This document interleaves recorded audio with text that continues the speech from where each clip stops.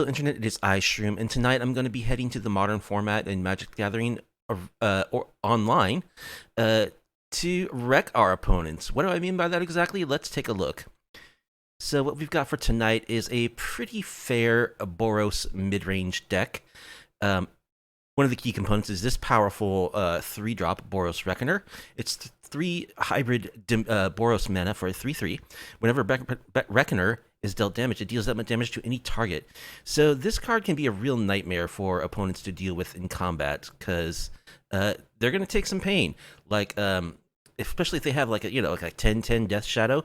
If this thing gets blocked or blocks a Death Shadow, that's probably going to kill them on the spot.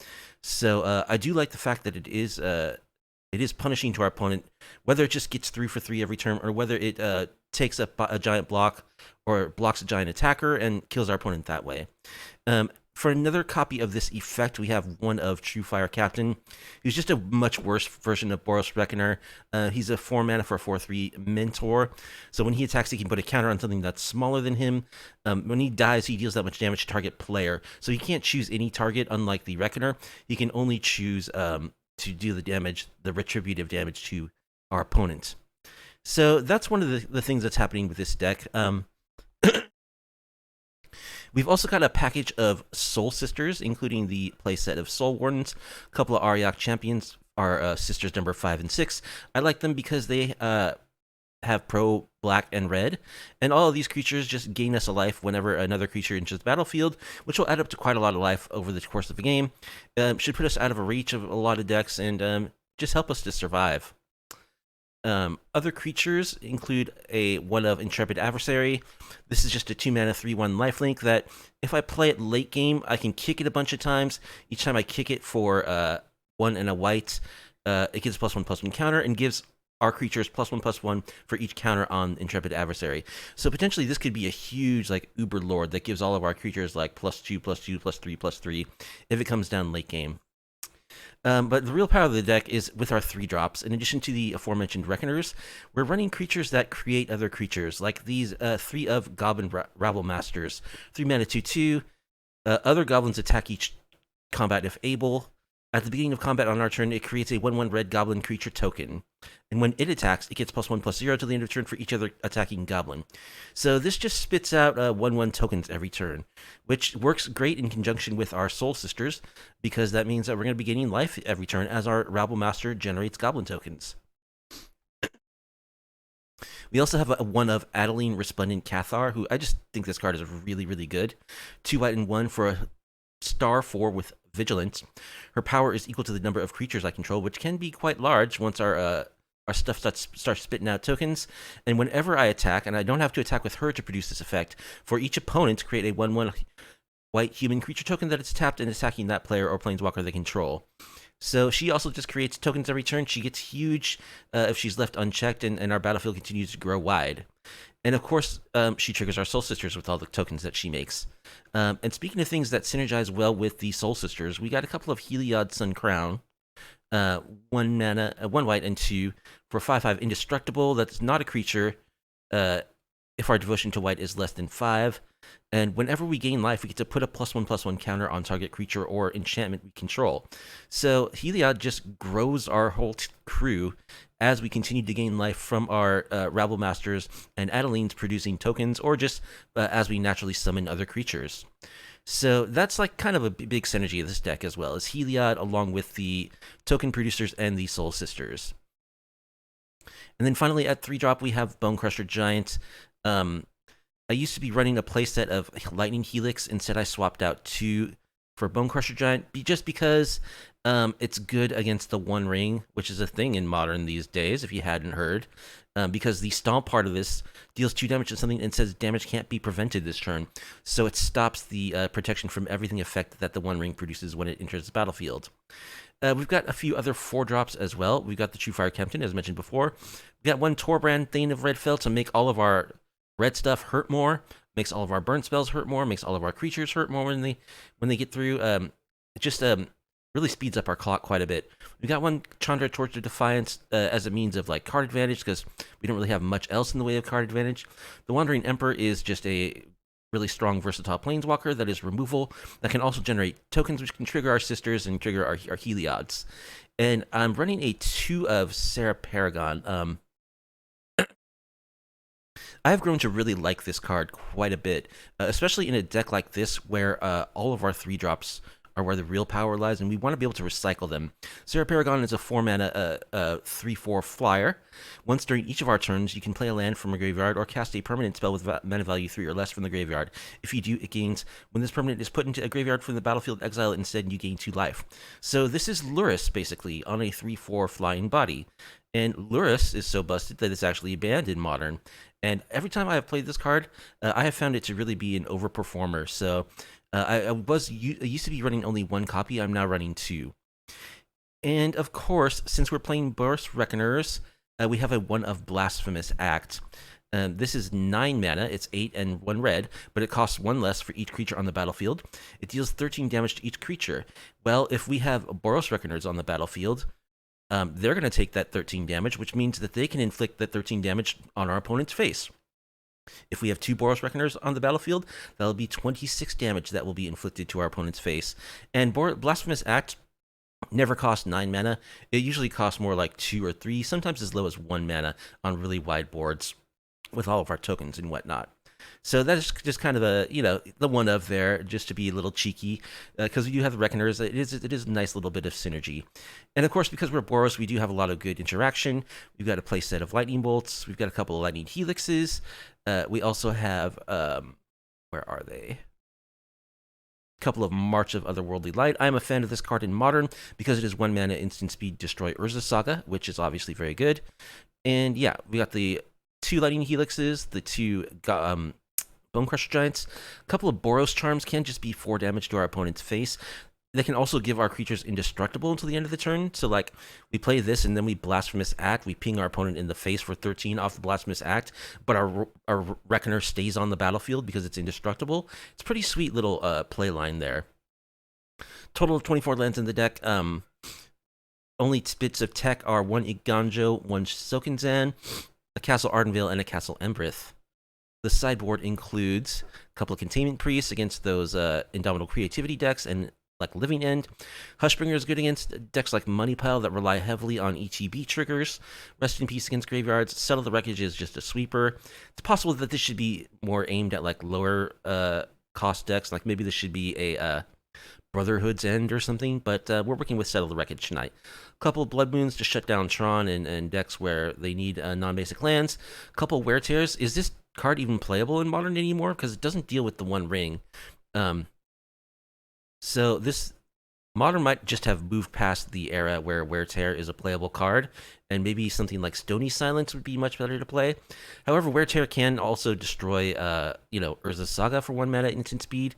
So because I hate Saga so much, I don't mind having the little hate against them, but maybe this card should just be something else in Lord of the Rings era Modern. A couple of Pithing Needles are a versatile answer piece that can deal with a lot of stuff. They can shut down Yawgmoth combo. And a couple of Defense Grids are all that we really have against control.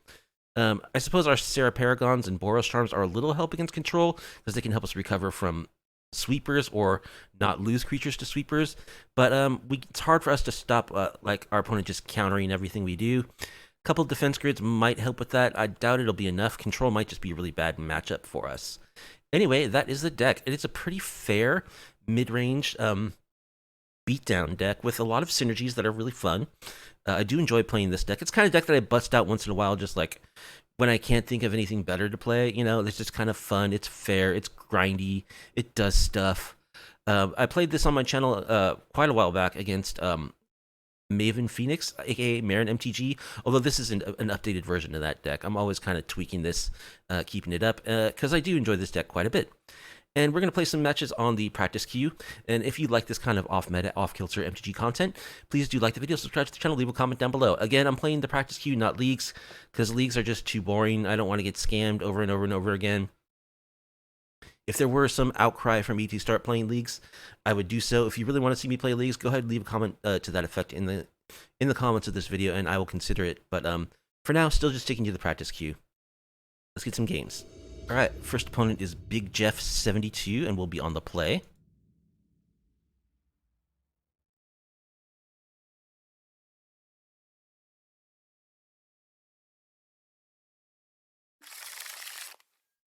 And Big Jeff is on Giganta.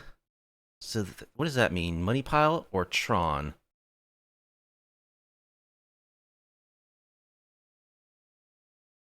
And we have a one lander. I guess it's a two lander. I forgot to mention we have 3 Sunbaked Canyons. Because with all the life gain we can support, pinging ourselves a little bit with Canopy lands. Also, we don't really have any card draw, so that's kind of our substitute for it. We have nothing we can play until 3. This is kind of a slow draw. I think I'm going to mulligan. We can do better. And I like this hand significantly more. So I'll keep it. I'll probably bottom... I'll bottom a bolt, since I have 2. Big Jeff also mulligans to 5 cards.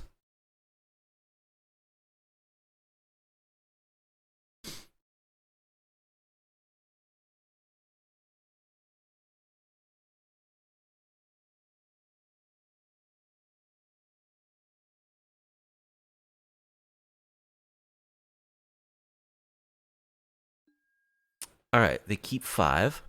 So we'll lead on our white pathway and our Soul Warden. Get the life gain happening. And we just need a little help from the top of our deck to draw some lands.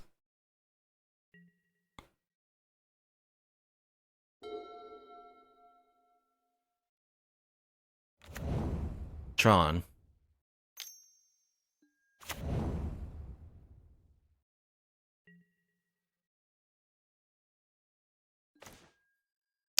Okay.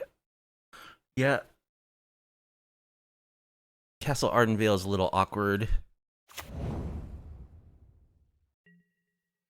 I think the mana base probably could use a touch-up. I haven't really tweaked it recently. But I don't think there's enough, like, there's also a Clifftop Retreat in the library. I don't think there's enough swamps, fetches, and shocklands to really support these.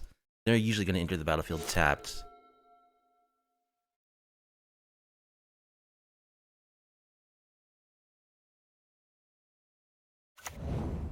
Did I say swamps? I meant mountains, plains, you know, shocks, fetches, sacred foundries.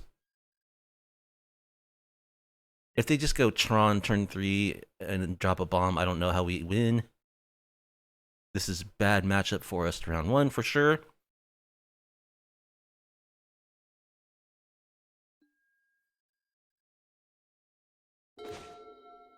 Alright, there's a Rabs. So let's cast Rabs.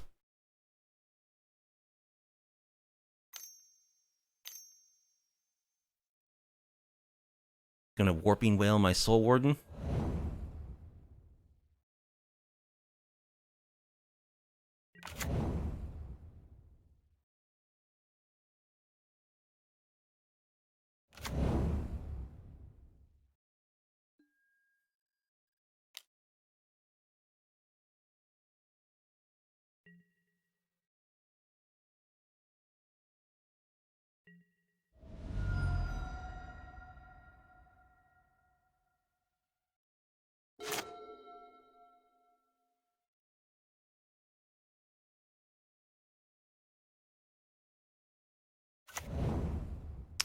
Yep, they just have turn 3 Tron, natural. And how do we die here? Let's see. The One Ring.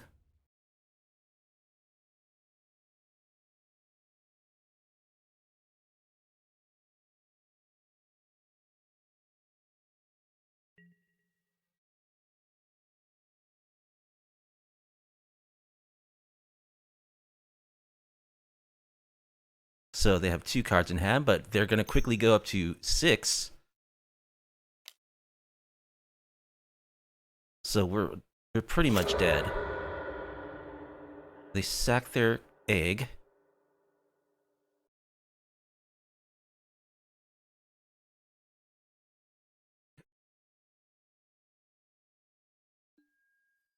Sylvan Scrying.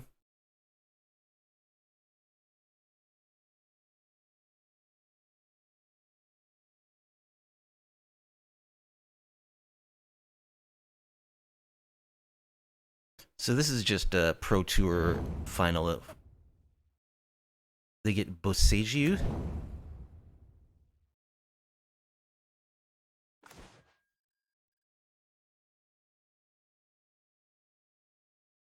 Well, let's pretend like we still have a chance.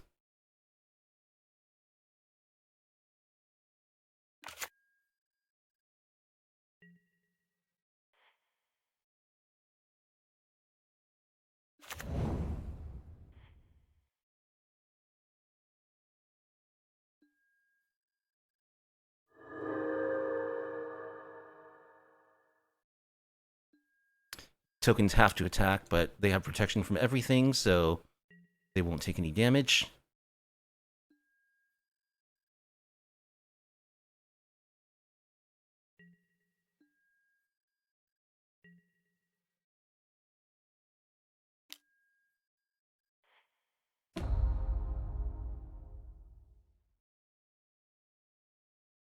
So they're going to have 6 cards to work with on their turn due to the One Ring. That's pretty fast how they turned around from like 1 card in hand to 6.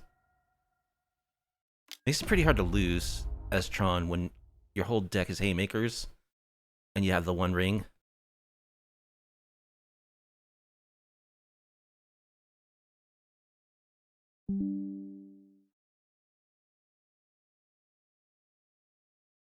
I know not of what you speak, Windows. Ancient Stirrings.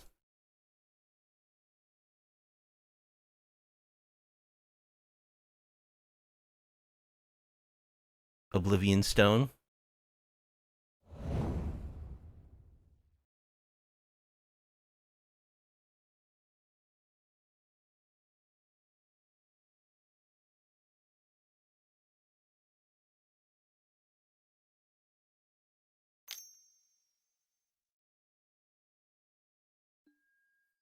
Another Warping Whale. Killing our sister.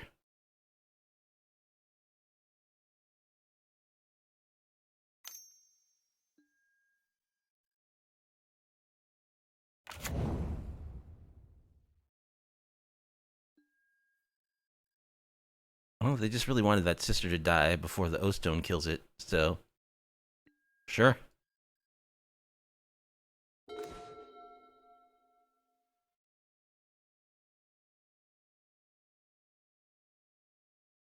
Well, we'll just get an attack.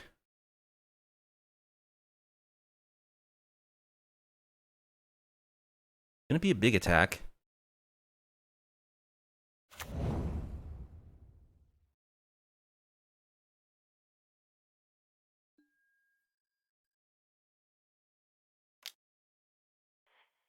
It's gonna be an attack for 8.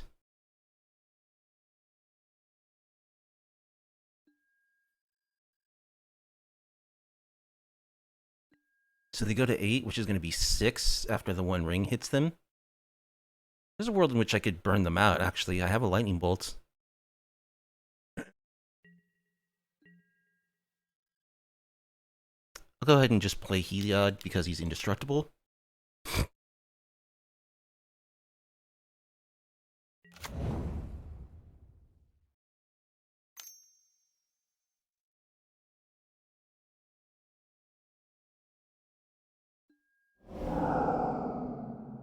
They crack their Relic to draw a card.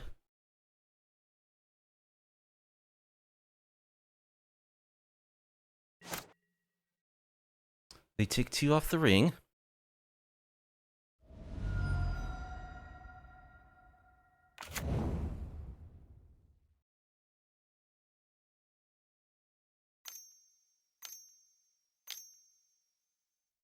This is Ulamog.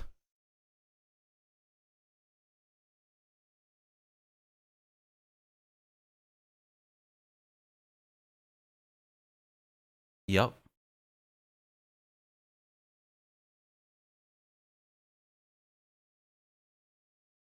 Probably gonna exile Rabblemaster and hopefully not my Mountain. That would suck. They go for Heliod.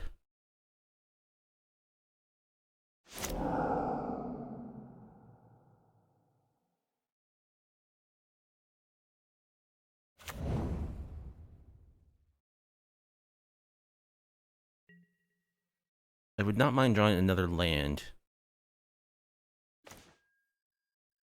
Sacred Foundry.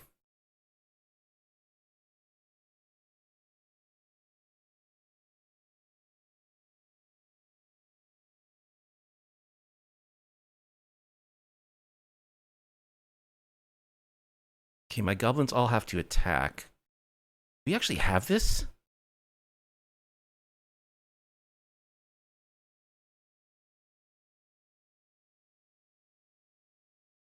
I think we actually can do this.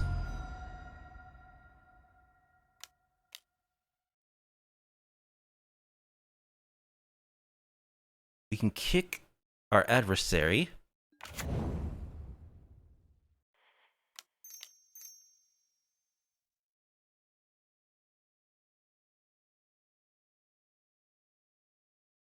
Kick it. So all of our tokens get +1/+1. So we're getting in for 4 here. They're taking 2 from the ring on their turn.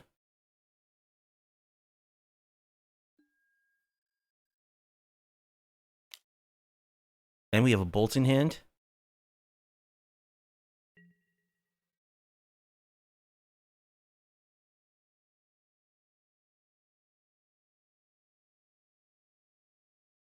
But in all likelihood, they're just going to play another ring.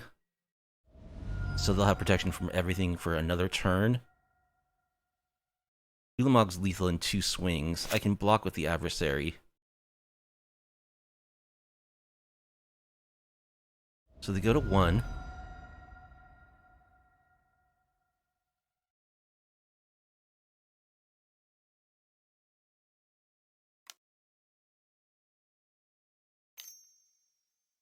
They O-stone my board.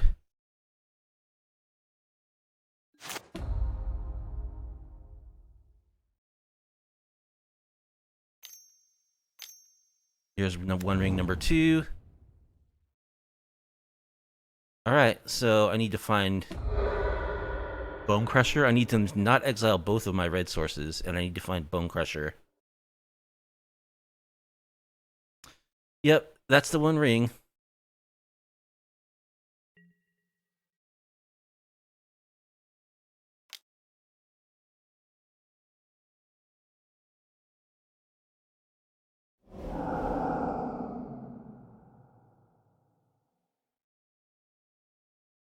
Let's see if they exiled both my Bone Crushers. 1.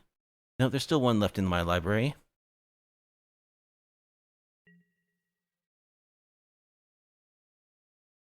Oh, he only exiles when he ETBs. He mills like half your library when he attacks.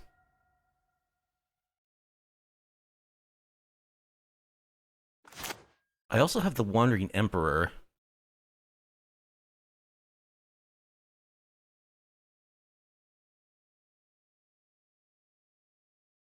So I can just exile Ulamog.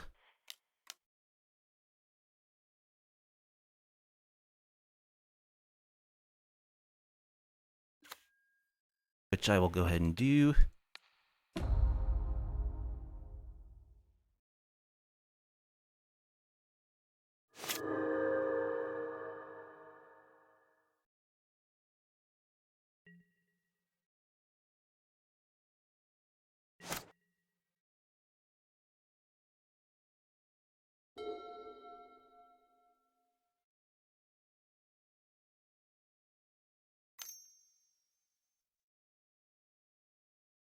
They have another 1 ring here, a Chromatic Sphere.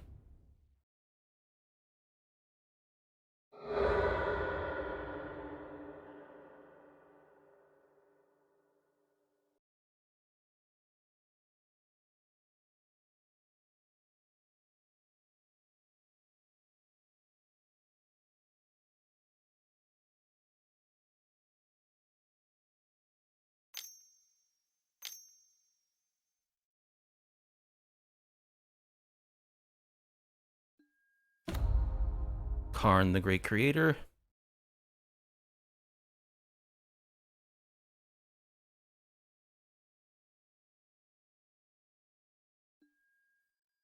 It's going to get a 1 ring. They don't have enough mana for it, though. I don't know if they've made a land drop this turn yet.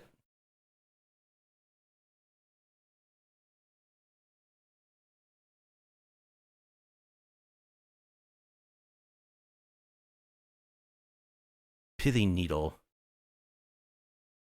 Choosing the Wandering Emperor.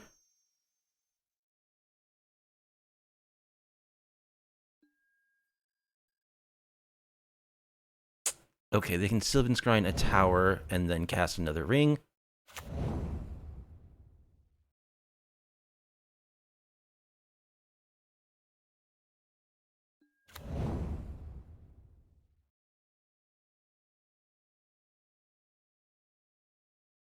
Naming the Wandering Emperor.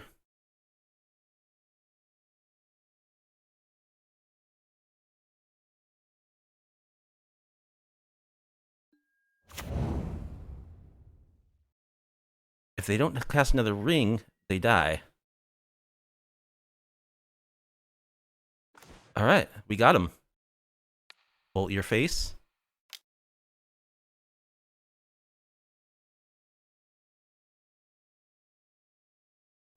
We got him. Okay. Sure. So we definitely want Blood Moon. We definitely want Pithing Needle. We might want Settle the Wreckage for more exile-based removal against, like, Wormcoil engines. Do we want Wear Tear is a question. I think so.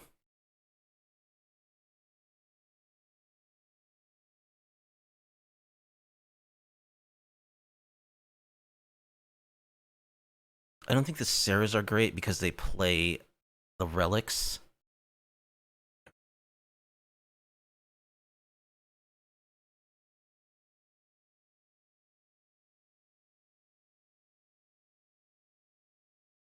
Just do a little shaving here.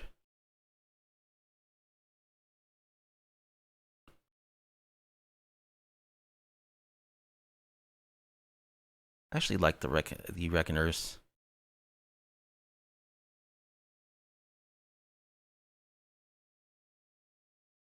True Fire, I always feel like, is not a very good card.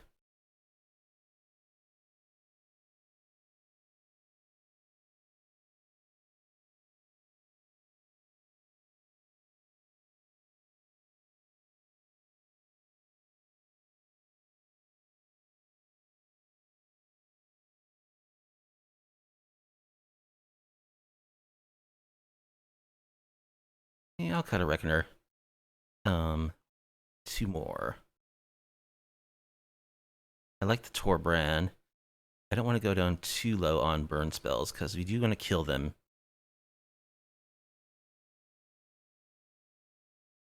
Yeah, I'll cut the Helixes. Run the magic 61. I do that way too much. It's really not a good idea to run more than 60 cards. But it's so hard to decide on that last cut.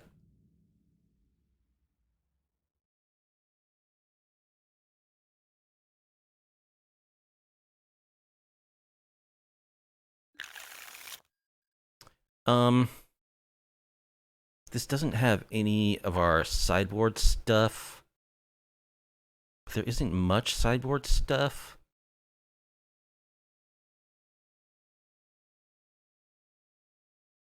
I think this is a mulligan. It doesn't really do anything.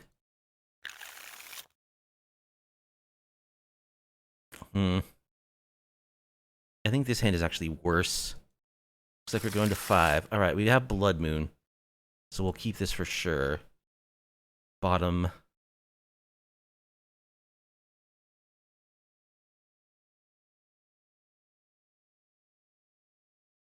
Boros Charm.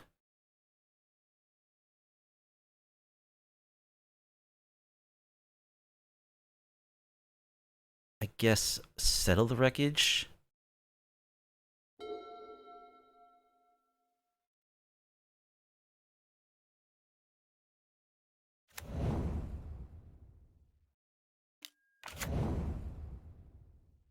Yeah, they didn't board out their relics, so Sarah Paragon's not going to be a thing.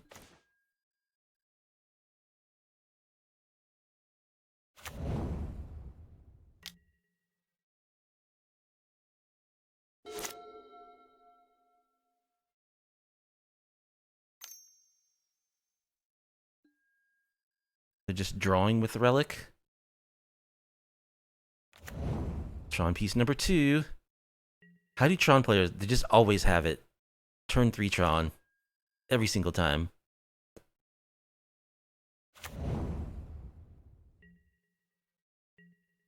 And we do have a plane, so that's good news.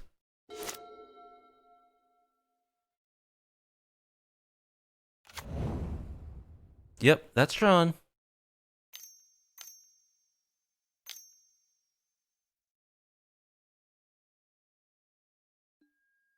There's a worm coil engine. Great.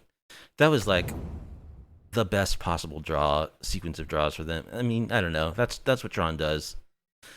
So I don't think we can beat worm coil engine. We'll see. We bottomed our settle the wreckage. I suppose March could exile it.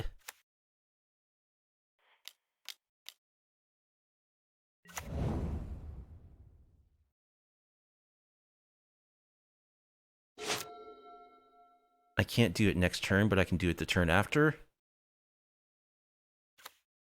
course, they gain 12 life. They have a Beseiju. Ancient Stirrings.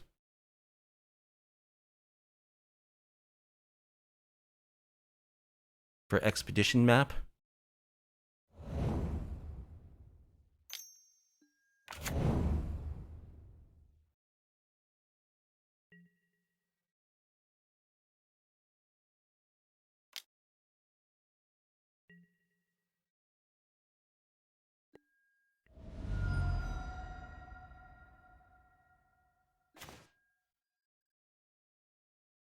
Castle Embrith. AKA Mountain. Well, I need to keep this sister to pitch to March. They're gonna find Beseiju.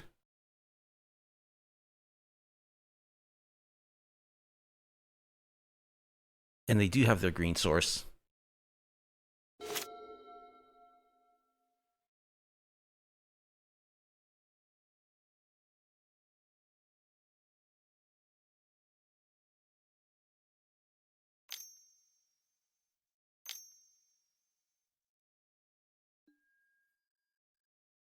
Okay, so Tron is back online.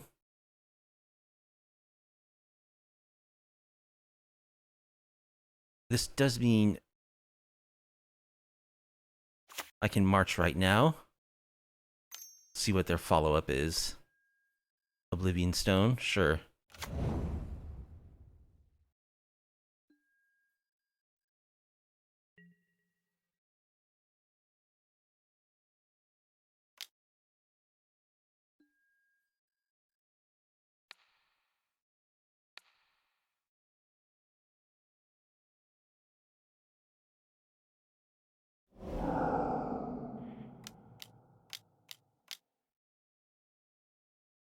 X equals 6. So we exile the Worm Coil.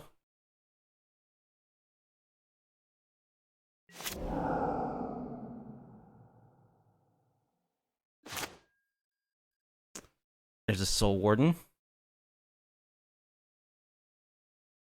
Play our Sunbaked Canyon. I guess we'll run out the Soul Warden.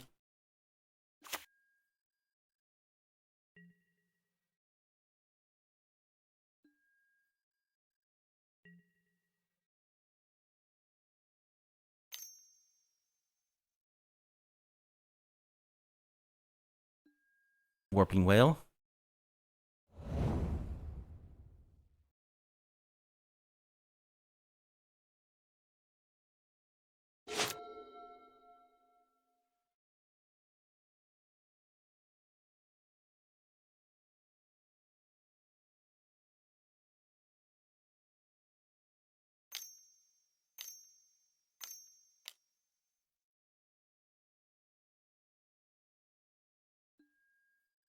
Ugin.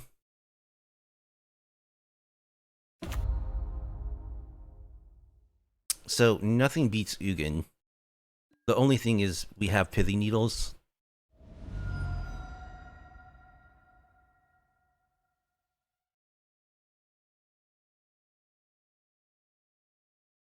Okay.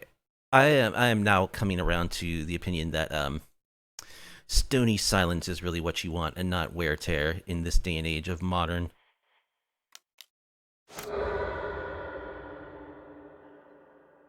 Boros charm doesn't really do anything.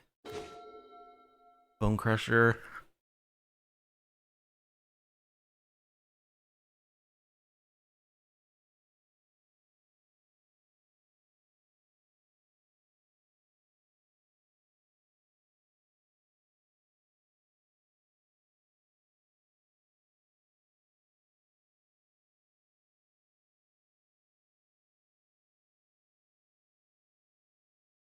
I guess I'll play the Bone Crusher. The question is, do I stomp first?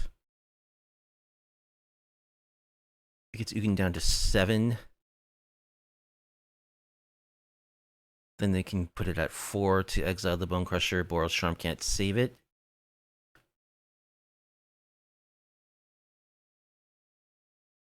Or I could just play Bone Crusher. Maybe they'll decide to O-Stone. In which case, I could Boros Charm, and then I would trade the Boros Charm for the O-Stone. I mean, my chances of victory is like slim and none here, so let's just play the Giant and see what happens.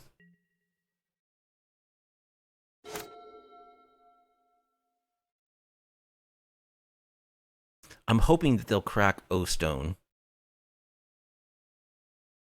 They'll get greedy, wanting to ultimate their Ugin. They'll crack the O-Stone. Nope, they just minus. Oh, they just bolted? Wait, I didn't get a chance to respond to that? Why did I not get priority there?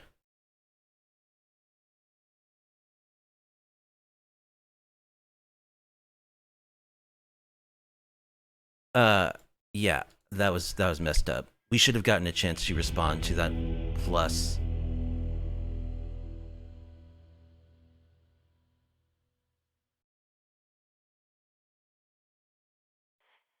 But I think that was a loss in any event. So we know Sarah Paragon's bad.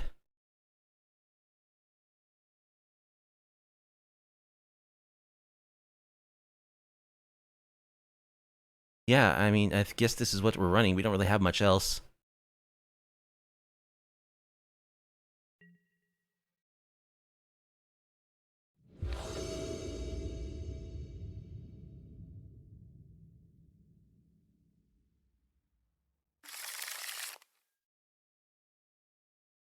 That's a one-lander.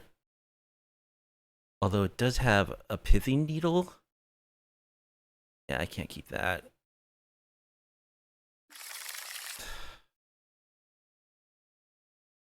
Yeah, this does not look like a winning hand against Tron, but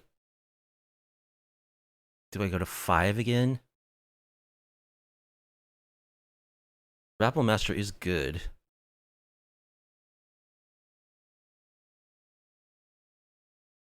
I guess I'll keep. I'll bottom one of these pathways.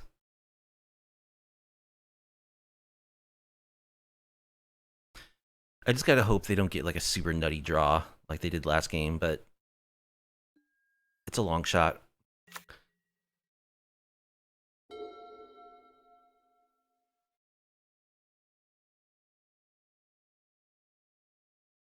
We saw in game 1 that aggression actually was good enough. So maybe that'll be the case in this game as well, that Rabblemaster will get it done.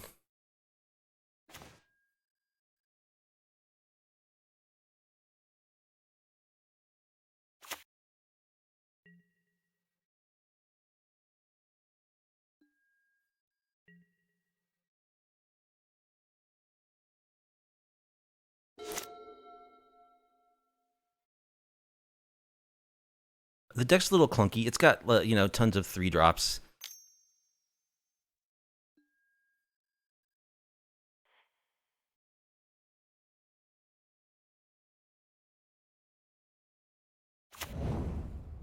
Tower, mine, expedition map. So yeah, turn 3 Tron.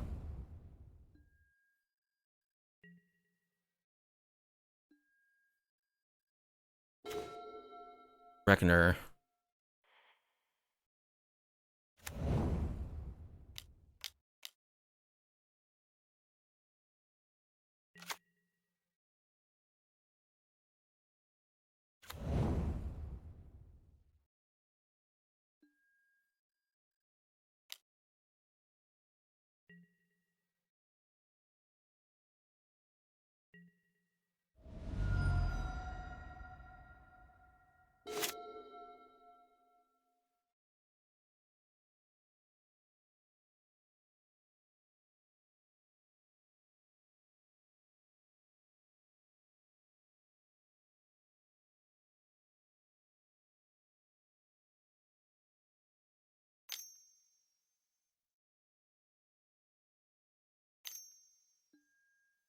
Okay, gonna fish out the power plant.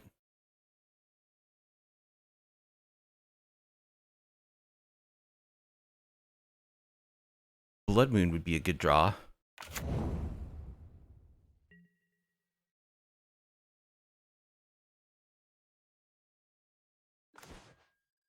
Nope, just another Reckoner.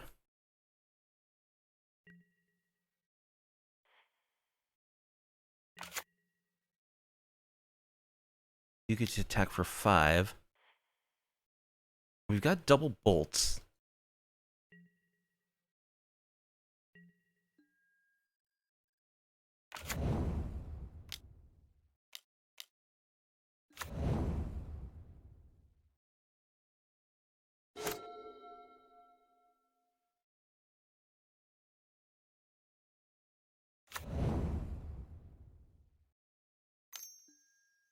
O Stone.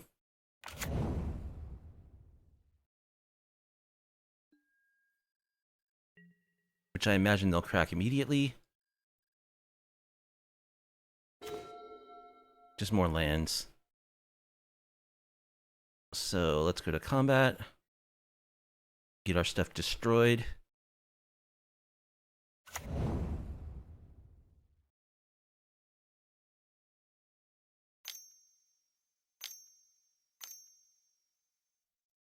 Unfortunately, it doesn't do damage to anything, and I don't have a Boros Charm.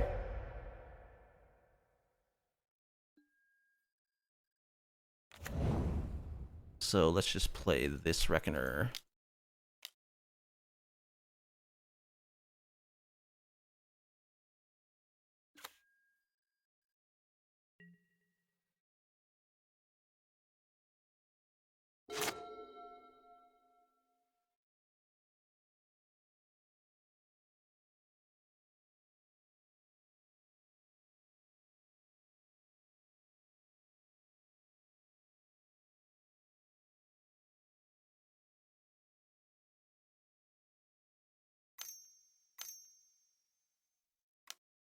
What's it gonna be?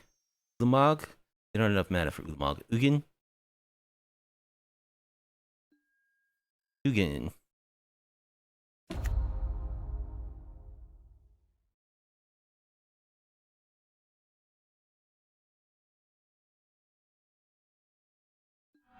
It's gonna -3. Uh-huh.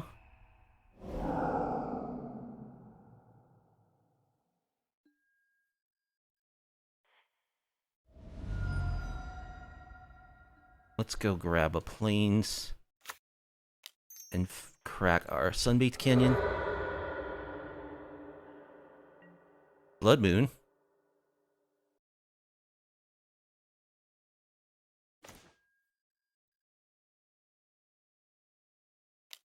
Well, it's Blood Moon. I guess double bolt Ugin. We don't want him plussing Ugin, right?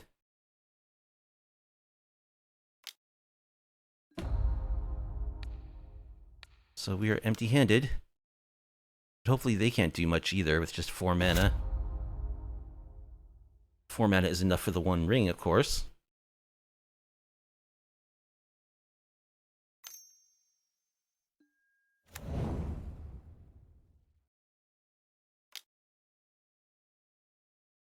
They have another Boseiju.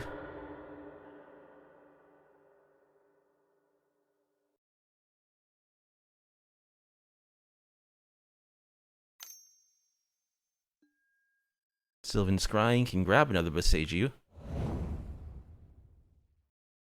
Or Forest.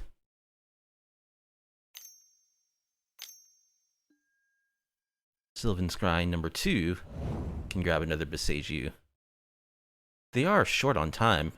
I don't know how we are like almost 10 minutes ahead of them. There's Boros Charm.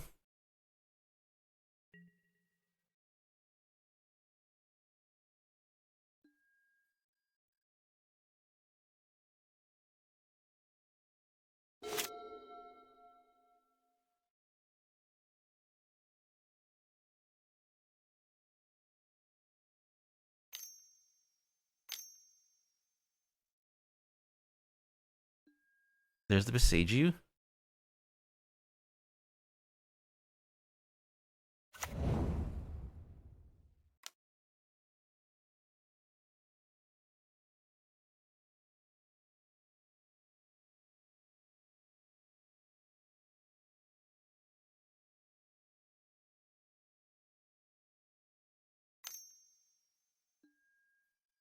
Ancient Stirrings.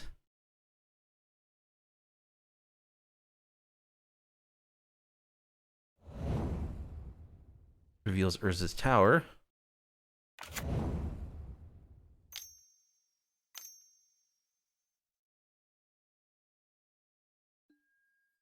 Karn.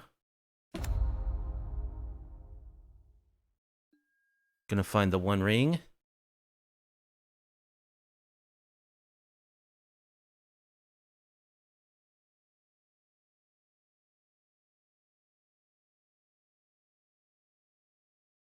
Cityscape Leveler. Okay. So they can start destroying our permanents next turn.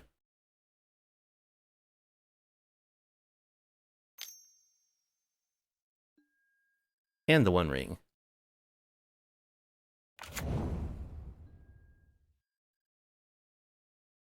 Look, they only have 3 cards left in their hand. They're gonna have 6 on their next turn.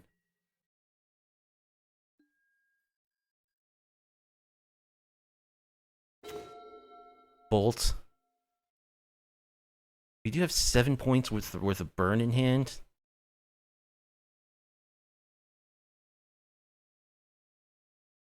Kind of feel like I should kill Karn, though. Because that's just going to keep fetching stuff out of their sideboard.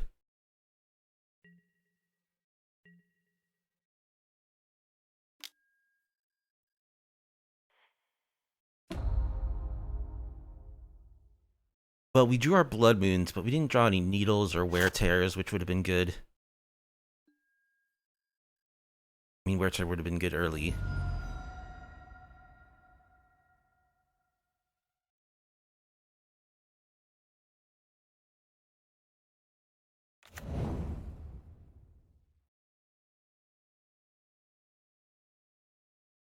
They have actual infinite mana.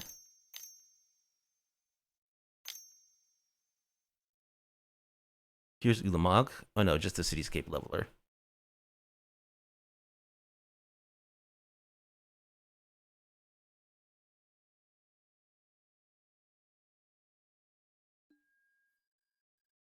Target non-land. Oh, it can't destroy lands. It is an 8/8.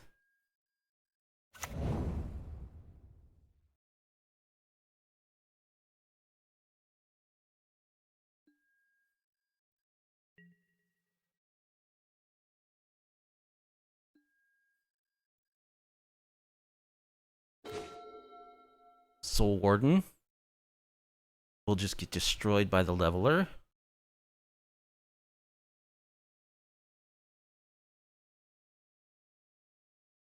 So, I don't think there's any sense in keeping it, in playing it, that is.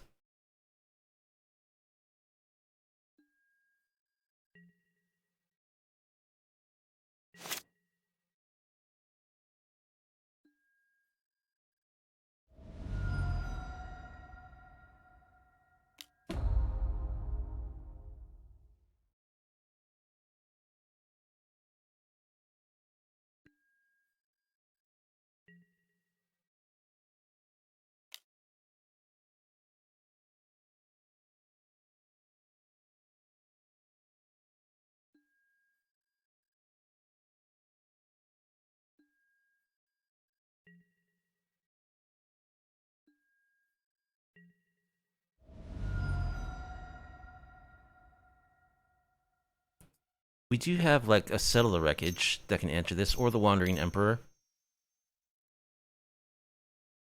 What is this? Ulamog? Another leveler? That's Ulamog. Settle the Wreckage off the top.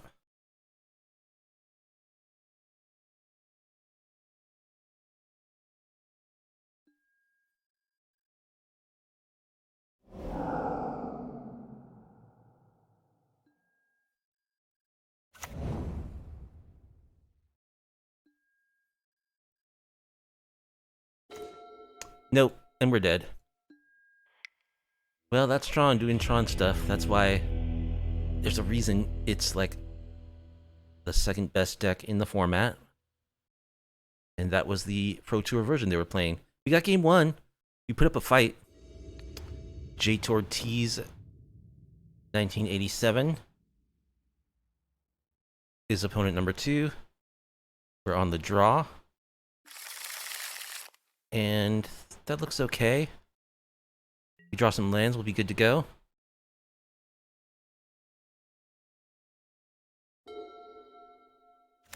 More Tron, are you kidding me?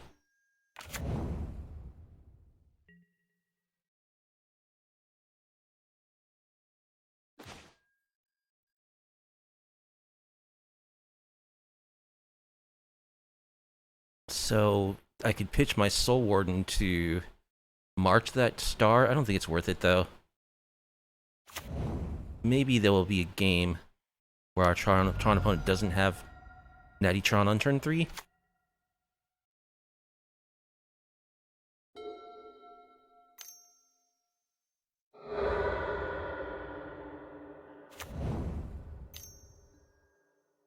Power plant into scrying into tower.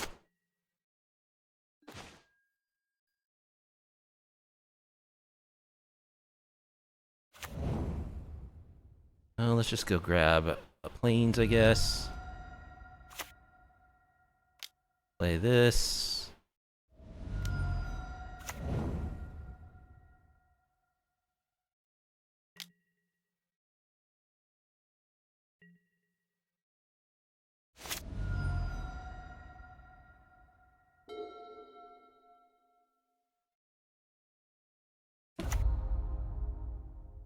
There's Saga, but hey, we have March of Otherworldly Light.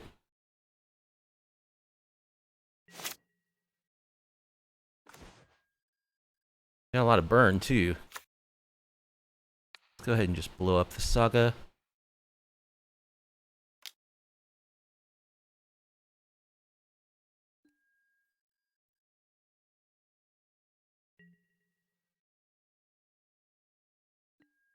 I don't think I want to crack my canyon.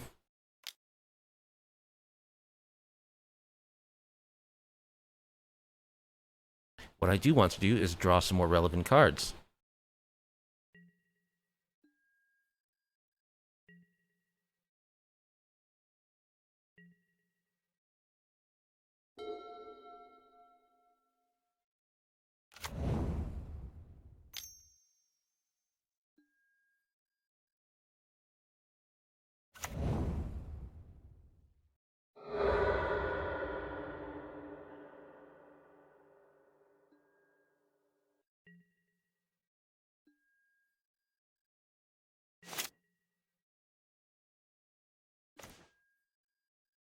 Sokinzan. Our clock is not exactly fast here. I'm gonna play Sokinzan.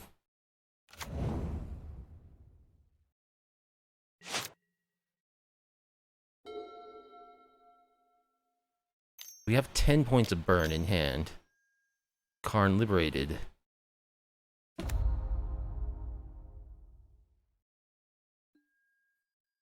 Exiling my Ariok champion. Okay.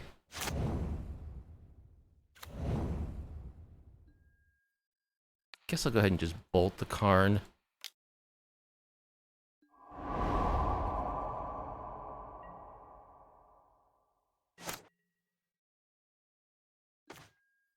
Chandra is good.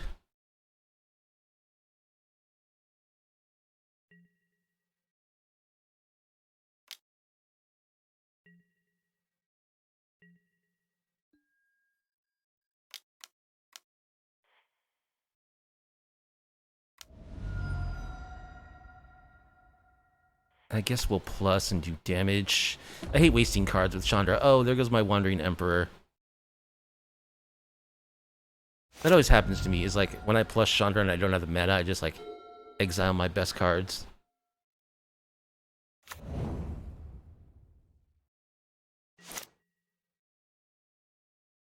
Okay, now I actually have some mana. Let's plus Chandra.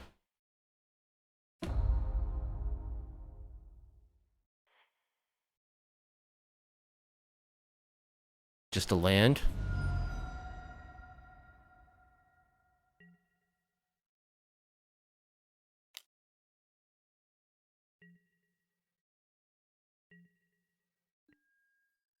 Let's go for Boros Reckoner. Gain a life.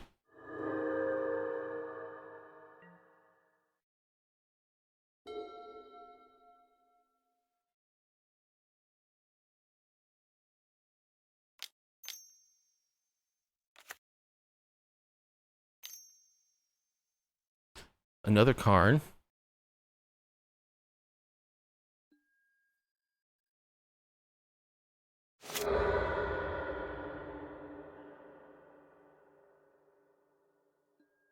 They've got an Ulamog queued up for next turn.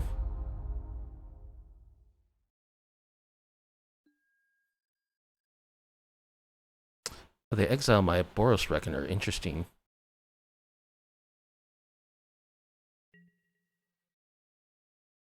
Well, they think they can just answer Chandra on their next turn with Ulamog. However, I don't think that's going to work out for them.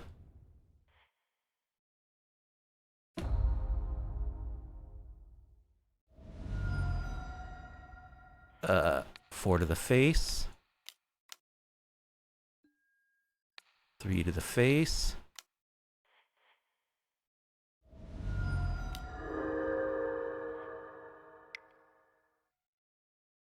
So, more Tron. Blood Moons.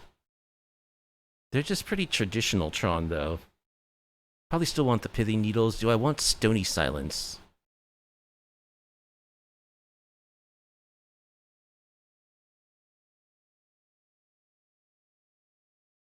I think I do. Because those Expedition maps, those Oblivion Stones, they're always going to be good later in the game. Even the maps can go grab, like, Besejus. I'm assuming they have Besejus to get out from under Blood Moons. I don't think it's right to board out burn spells. Let's get rid of our True Fire, one of our Paragons.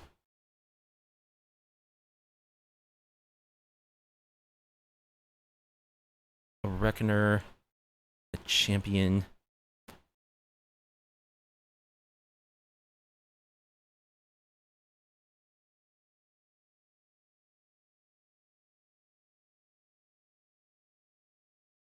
A March. Run 61.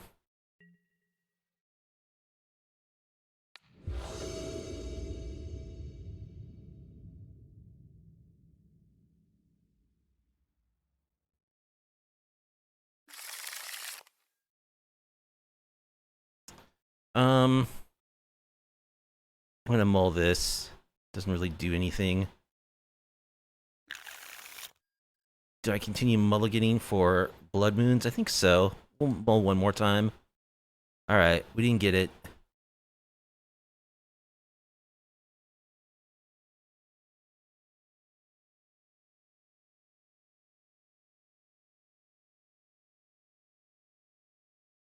So I think I'll actually bottom Bolt and Helix.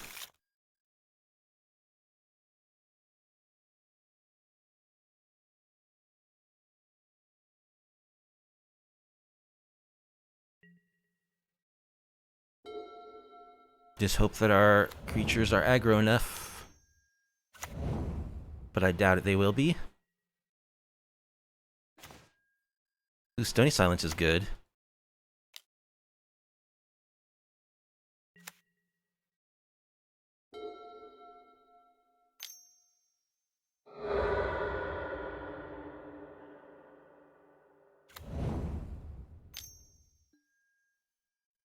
Sylvan Scrying. So, turn 3 Tron.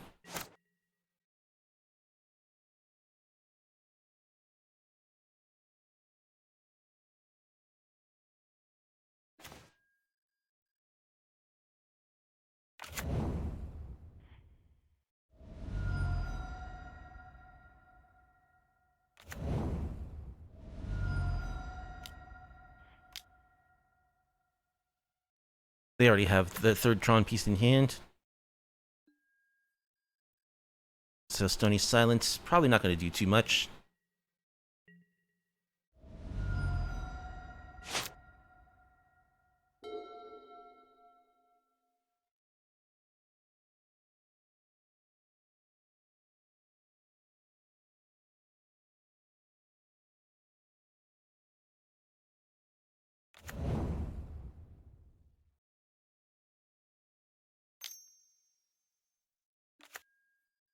Expedition Map can't be cracked.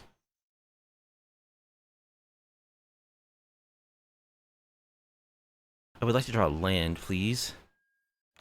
Bowstone can't be cracked. Hey, Stony Silence. It's doing stuff. Land? No.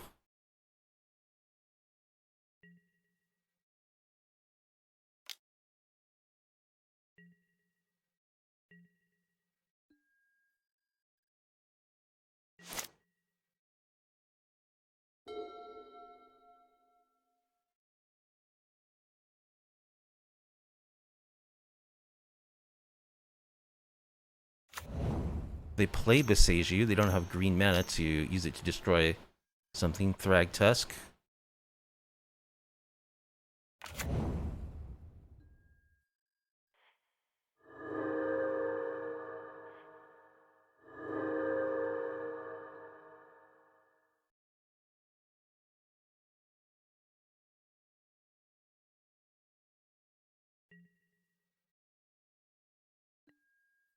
I think I just bolt the Thrag Tusk. They get their 3/3.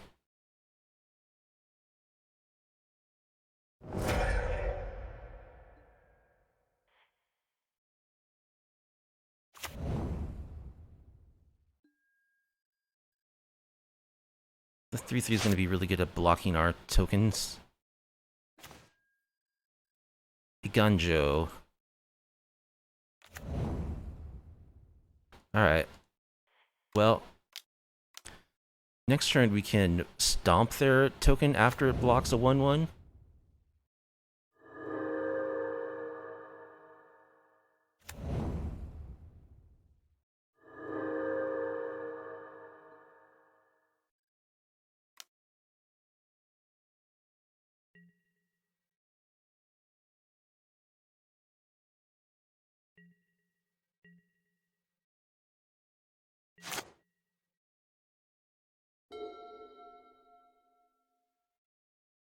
Of course, they're just one Haymaker top deck away from annihilating us. Sylvan Scrying.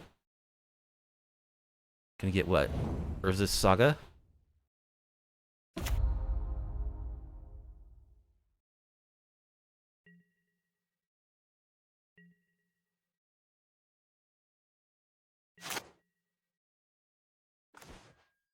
Blood Moon. That is a good draw.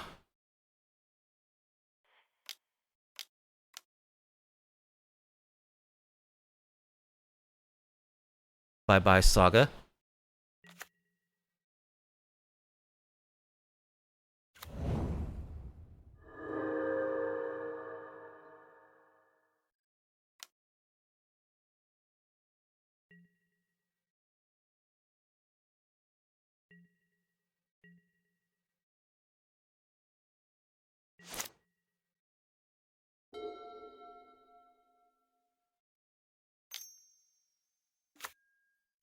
Another star that can't be activated. And a sphere that can't be activated. Yeah, I think Sylvan Stony Silence is a little better than Wear Tear. Alright. There's a Montaña. Let's create our dude. I'm holding on to this second Stony Silence just in case they somehow get off the O-Stone. I'll have a replacement.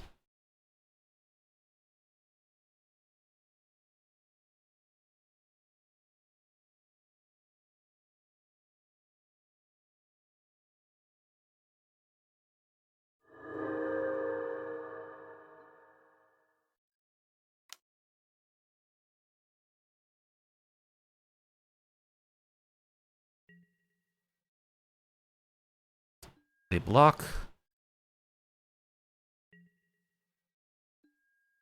Alright, I'll stomp the beast token. They're empty-handed. And I can start getting in with my Rabs next turn. They have access to 4 colorless mana, a red mana. And they can't activate their artifacts. They scoop. Alright. We're against Ryan 5309 on the draw. That's a 0-lander.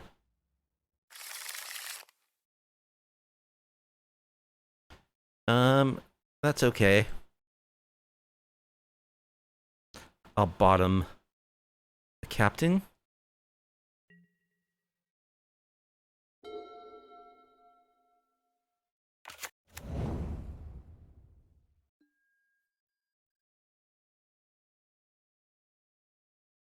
Well, I really hope this isn't actually blue-white control.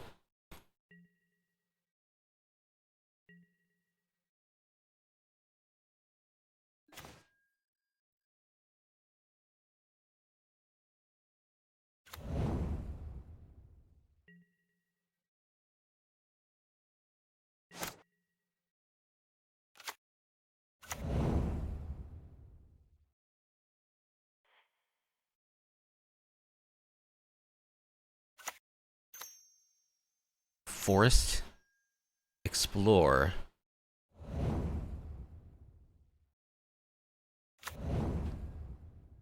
Okay, some kind of amulet deck.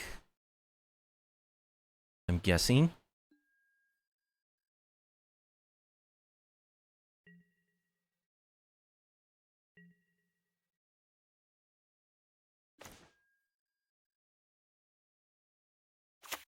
Alright, I'm just gonna play Adversary as a 3/1 lifelink.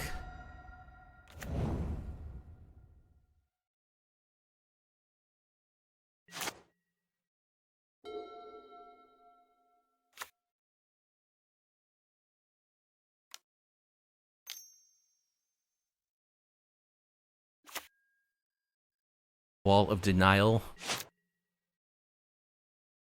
0/8 Defender Flying Shroud. Okay. It's a good blocker.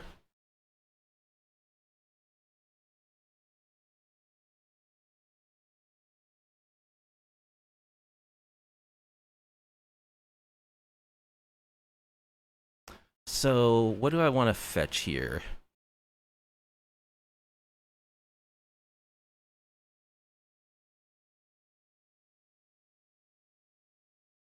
Probably just a plains.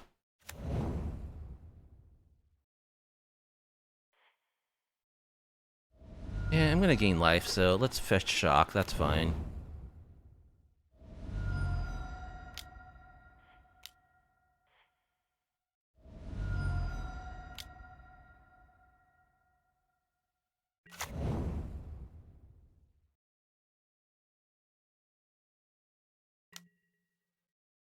They block the 3/1, we do gain 3 life.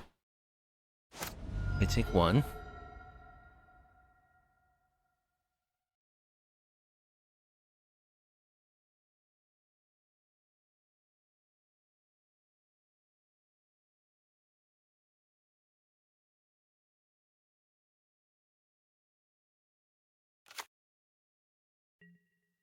What are these lands? Crazy. They have 5 cards in hand.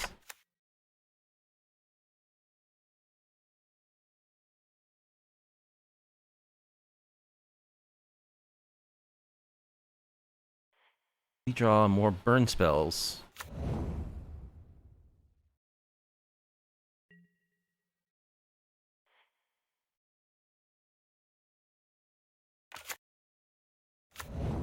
Let's just attack with everything. They could have like a shark or something, but I can kill the shark.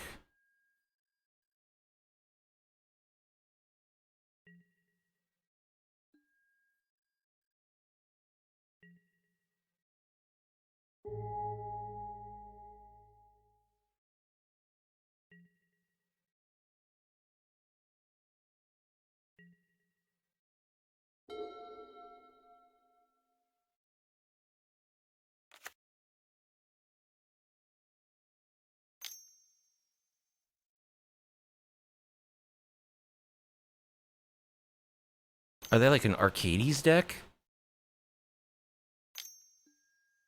Supreme Verdict. Okay. Well, I think I'll give my team Indestructible.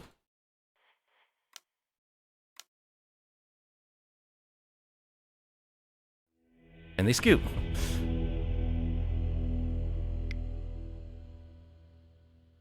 There's some kind of control deck, obviously. So I think I want the defense grids. Do I want anything else? I don't know. They look like an Arcades deck. So maybe I want Settle the Wreckage. I'll cut March.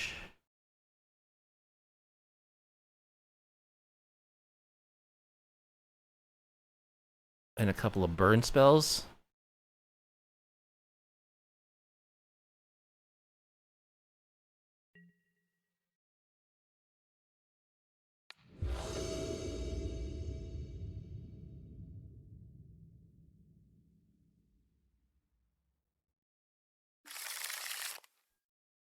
And this looks fine.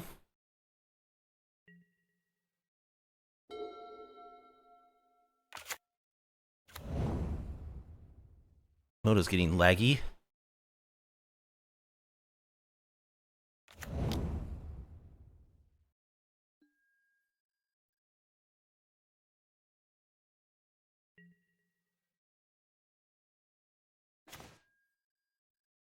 Okay. Defense grid's pretty good. If we can resolve it.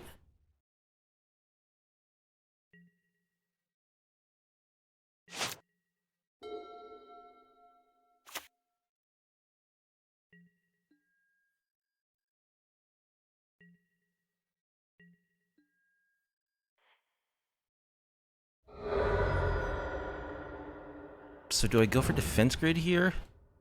They could have Spell Pierce. Boros Charm was a MVP in the last game.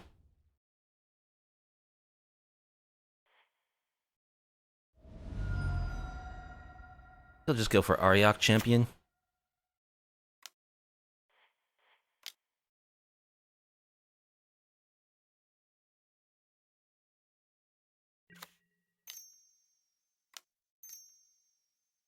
Growth Spiral.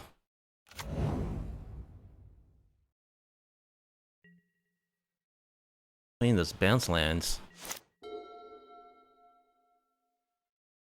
Azorius Chancery. It's kind of cool. Explores. Plays another bounce land. Wall of Omens.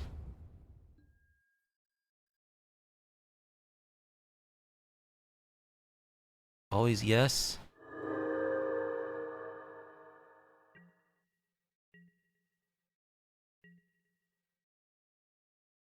They've got to be Arcades.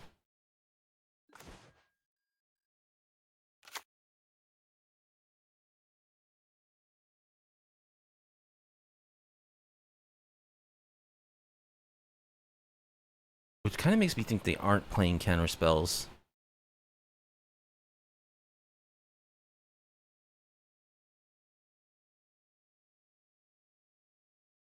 I kind of want to wait on the Goblin Rabblemaster when I can hold up Boros Charm as well.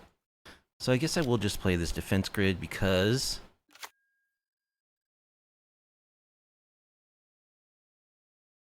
then I'll just pass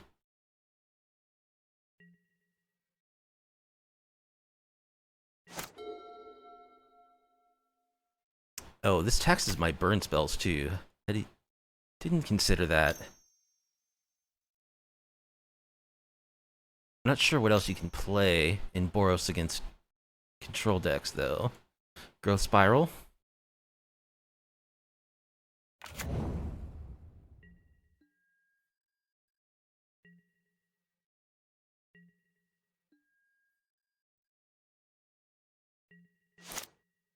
Another Ariok champion.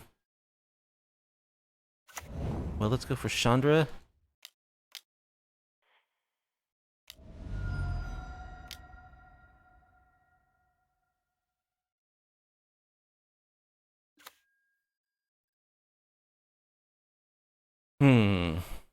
Plus for a card? I hate to waste my cards, but it's probably correct to just do as much damage as possible. It's just a land.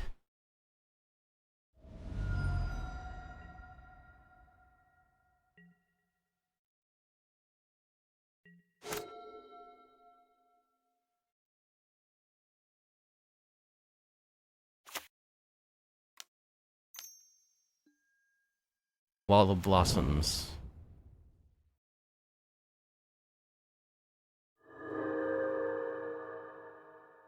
So Hushbringers are coming in if there's a game 3.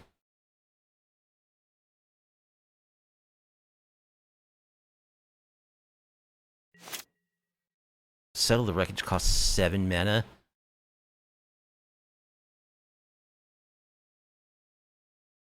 I think I'll just... Boros Charm costs 5. Yeah, I don't have the mana to support these cards, really. Let's just draw a card. Plains.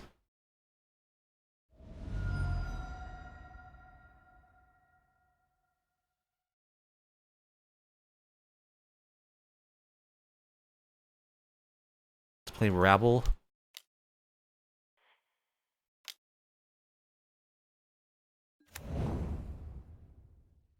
Always yes.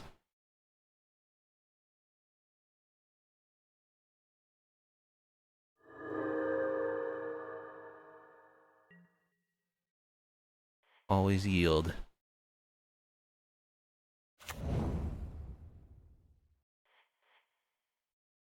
Always yield, always yes.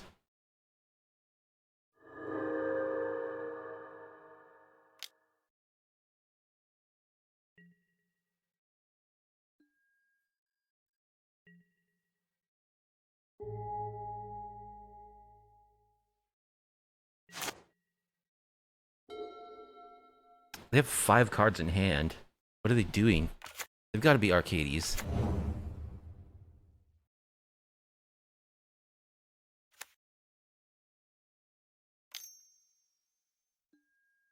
Supreme Verdict, okay.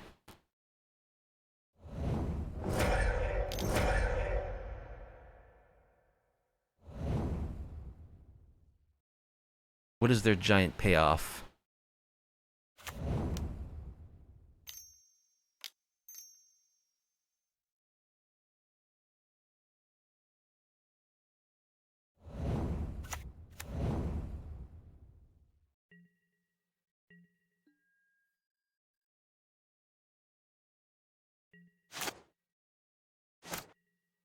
Another Soul Warden. Let's plus Chandra. Play the Wandering Emperor? Sure.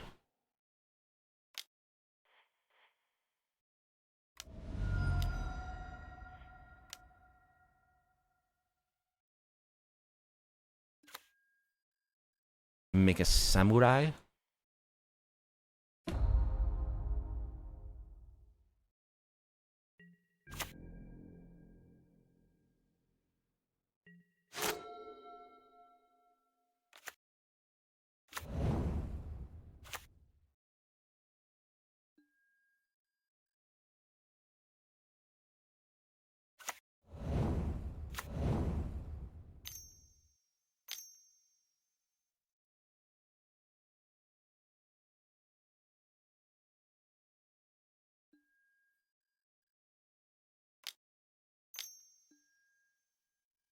Cryptic Command to bounce Chandra and draw a card.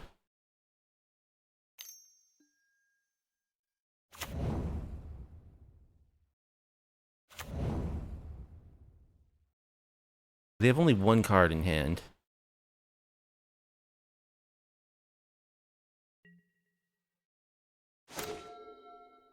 Boros Reckoner.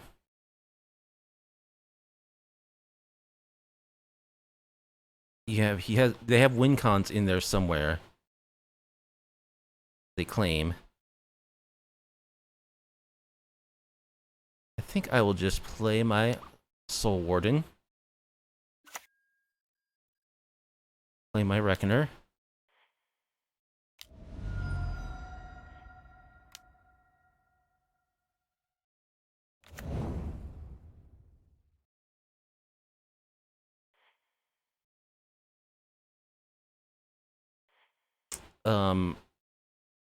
I'll put a counter on the Reckoner.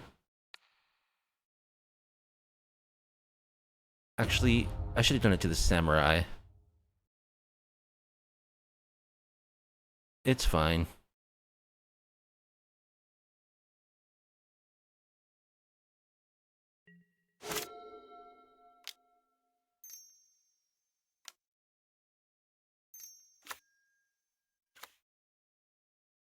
Faithbound Judge. Defender Flying Vigilance. At the beginning of your upkeep, just two for your judgment counters, put a judgment counter on it. As long as it has 3 or more judge counters on it, it can attack as though it didn't have defender.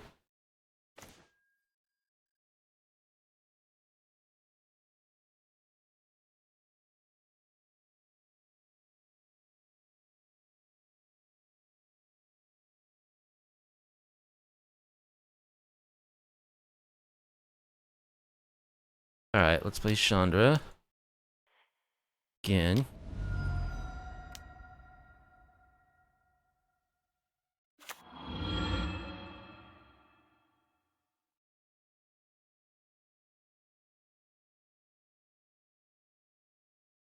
Let's plus.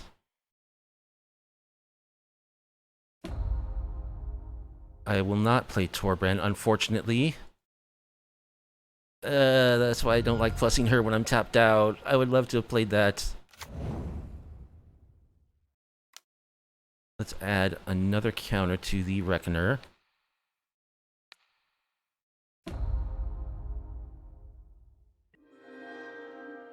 Let's attack with it. They can just chump with their walls. Okay, they're chumping with their thing that can flip. I do get to... Eh?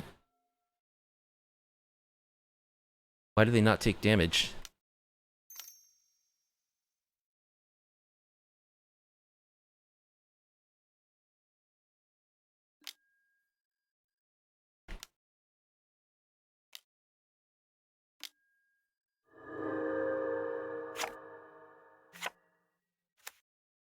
At the end of your upkeep, put a judgment counter on it. If there are 3 more counters, the enchanted player loses the game. Okay.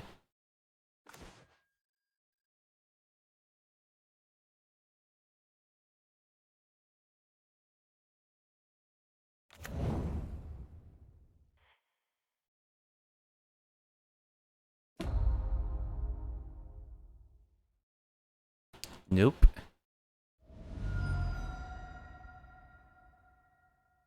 So we should have this.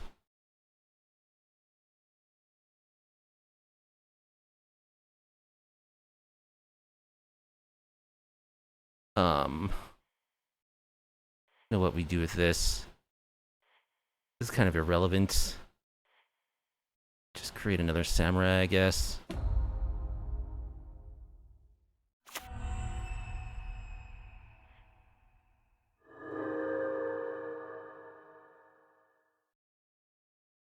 I should have cast Aryak Champion first.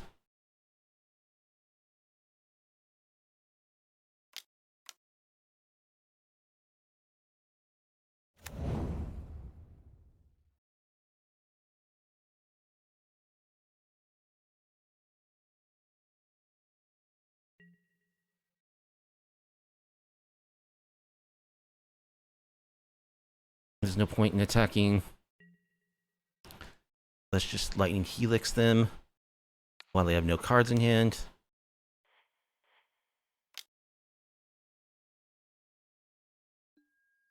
And let's Boros charm them.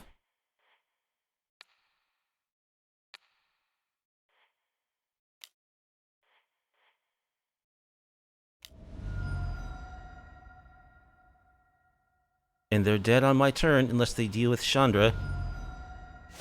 Bouncing Chandra's not good enough. Or they gain life.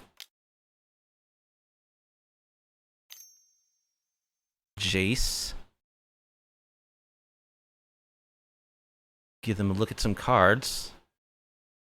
So they get to keep the best of their top 3 cards.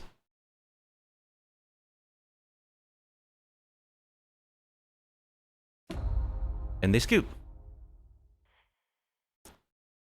Well, I guess that enchantment was their main win con. I can't believe they didn't have Arcades in their deck. They had to have that too. But they just didn't find it.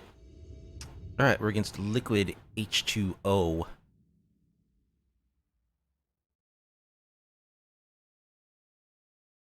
Heartwood Storyteller. And this is okay. We've got a sister. Bonecrusher Giant. Torbrand.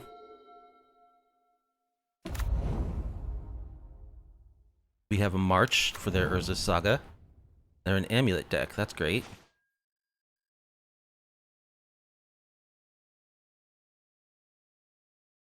So I think we'll shock. Now, Amulet is a matchup where you would rather have Wear Tear than Stony Silence for sure. We'll shock. Just blow up Urza's Saga.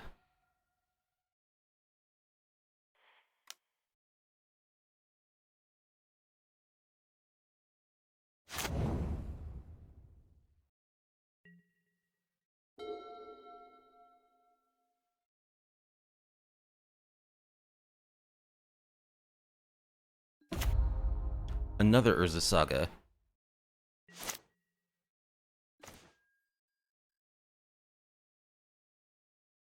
Alright, let's play our Soul Warden.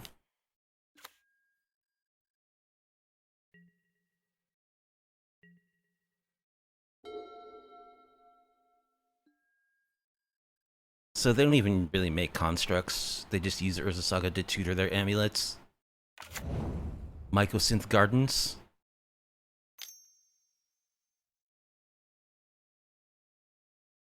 Yeah, this looks like just straight up Pro Tour winning Amulet here. Made semifinals in the Pro Tour.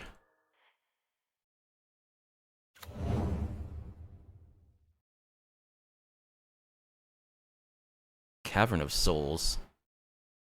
I guess they named Giants.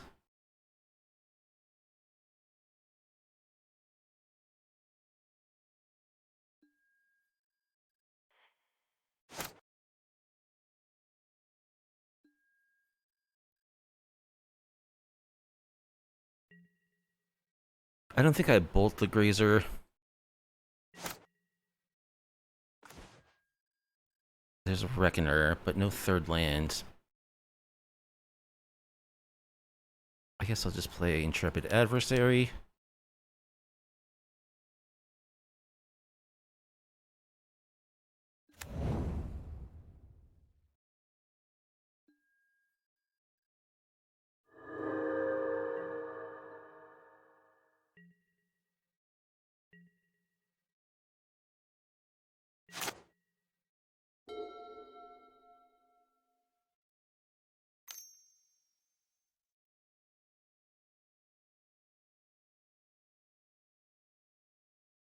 So if they have a bounce land, 1, 2, 3, 4, 5, yeah, they get their second amulet. So if they have a bounce land, they get a Primeval Titan, and that probably means we can't win.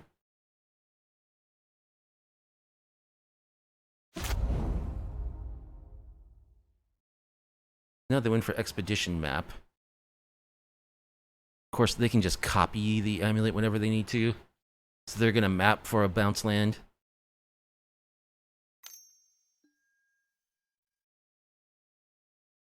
Simic Growth Chamber, uh-huh.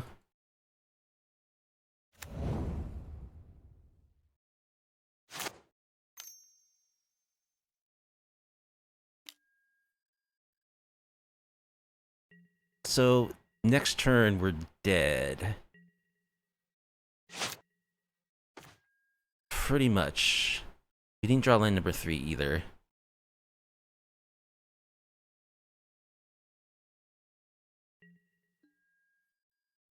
Attack for 3.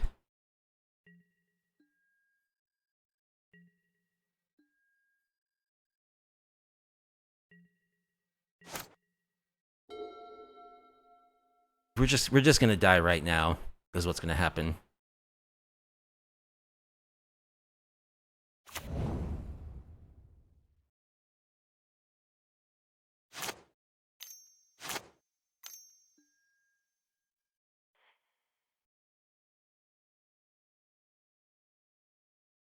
Well, maybe they don't have the mana to kill us literally right now. There's Dryad.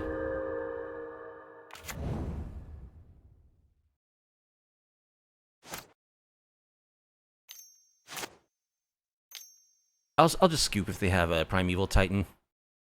Because we're not going to beat that with what we have in 2 lands. Yeah, they got the pact for the Titan. Okay, so super sweaty Amulet Titan. We want Blood Moon. We want Settle the Wreckage. We want Hushbringer.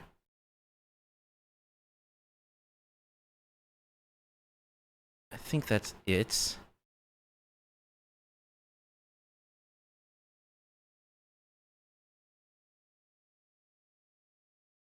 Hushbringer actually shuts down our sisters. So we'll cut some of those. We'll cut the Soul Wardens. The Aryak Champions. We'll leave in some sisters. I guess the Aryak Champions still die to Valakut too. So there's no reason to keep them.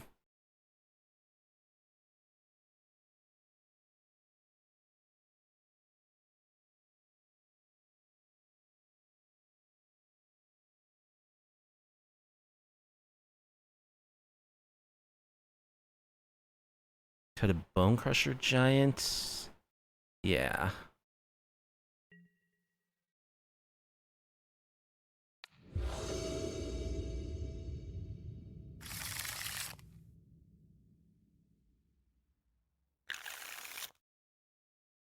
Maybe having Stony Silence would be good, because it does shut down Expedition Map, which is important for them. Well, we have a Blood Moon, so we'll keep.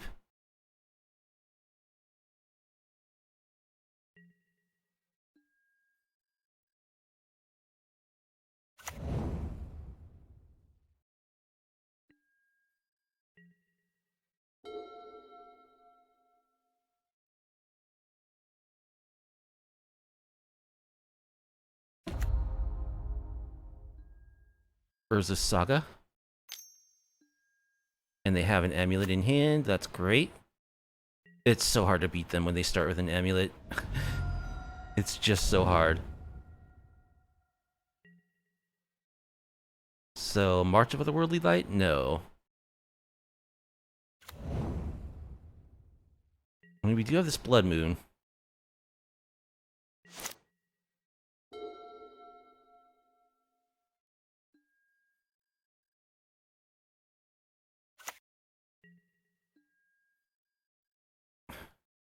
I don't think I actually Blood Moon this turn. Oh, yeah, I do.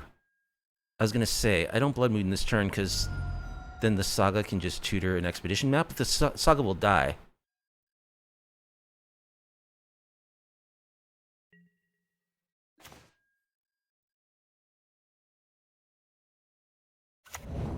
Do I have another Plains to fetch? I do.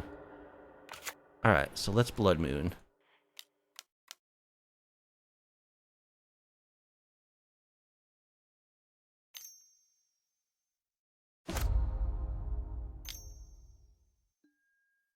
They had a Passeju in hand. Well, we have Sarah Paragon, which can recycle our Blood Moon from our graveyard, so that's cool.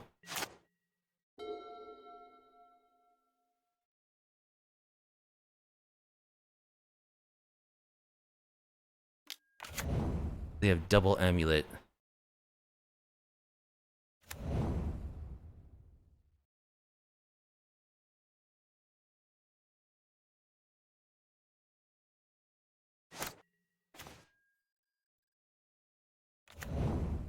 Alright, let's play our Paragon. Should actually have not played a land first, because then I could have played a land from my graveyard.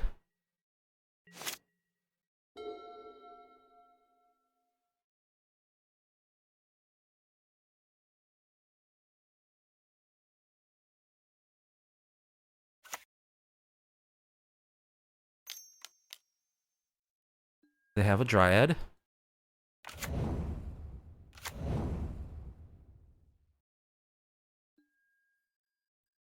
Alright, but we are going to get to play Blood Moon again.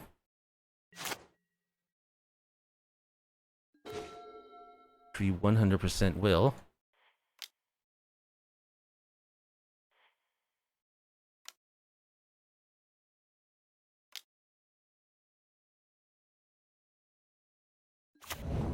I could kill one of those amulets too.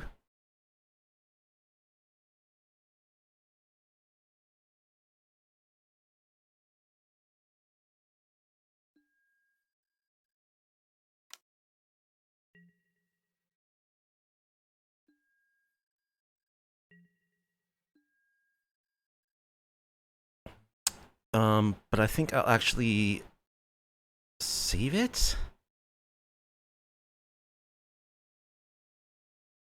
for now.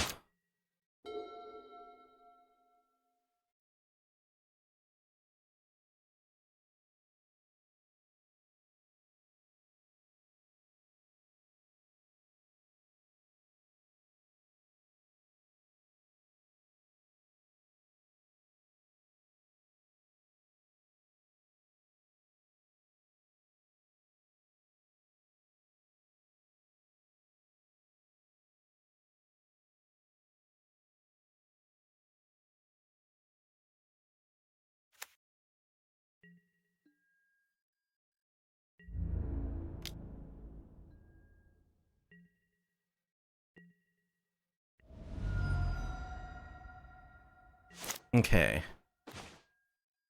Let's play this fetch land from our graveyard.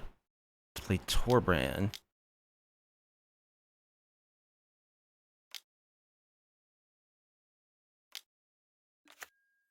Let's bolt a Dryad.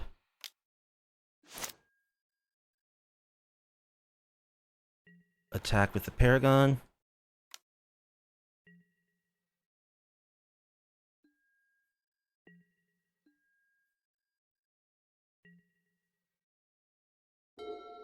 They could just land Primetime. Looks like that's what they've got.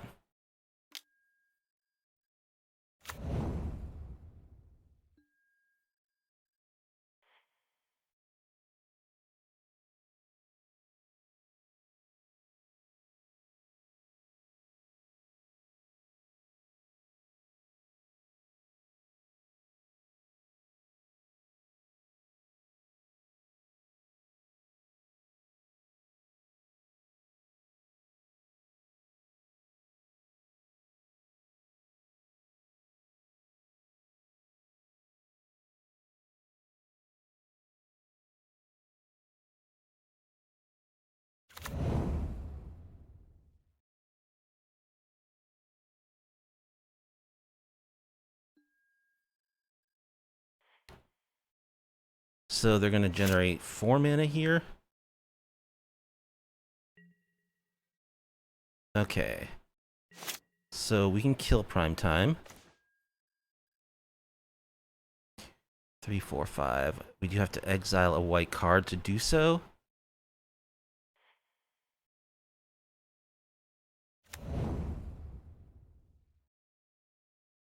One, 2, 3, 4, 5, 6. But I think we do that.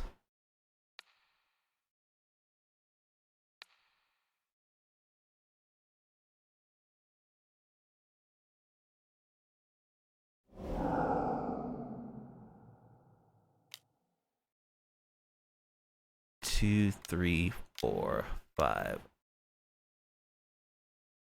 6.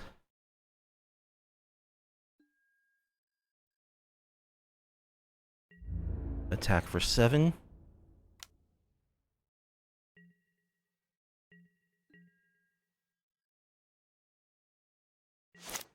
I have 1 card in hand.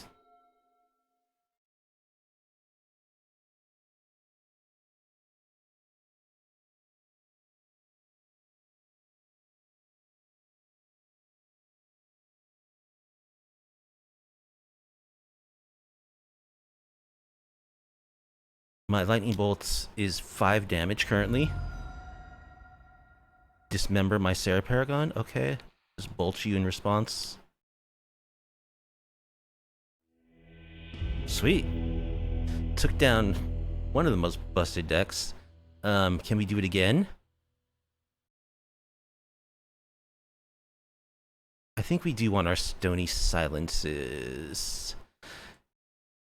It probably only hits Expedition map. But I think that's actually worth it. And we'll just get rid of the sisters entirely. I think that... Nah, we want a little bit of... We want a couple of sisters.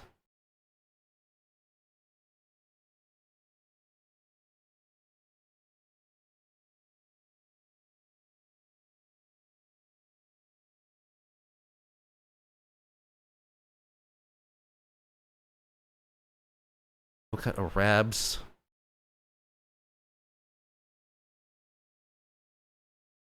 And a Lightning Helix. Oh, we're into game 3. We haven't won this match yet. We got crushed in game 1. They're going to be on the play.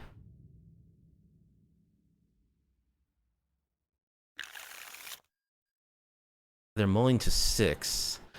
I have Blood Moon and Hushbringer. But I only have 1 land. I am on the draw. I think I'm going to keep this. It's risky, but those are like really good cards for us in this matchup. So we just need a little help from the top of our library. They don't have the turn 1 Amulet, which is nice.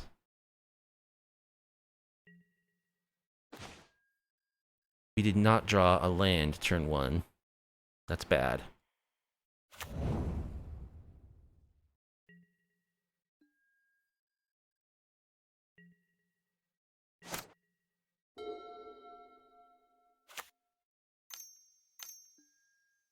Dryad.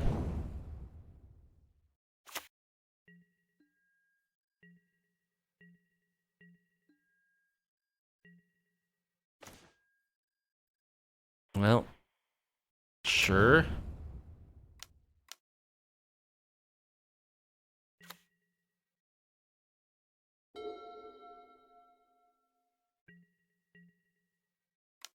They attack for 2.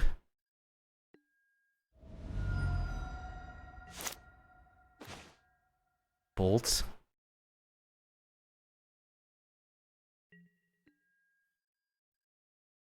Attack for 1. We miss our land drop. Sure, we'll just stomp the Grazer, I guess.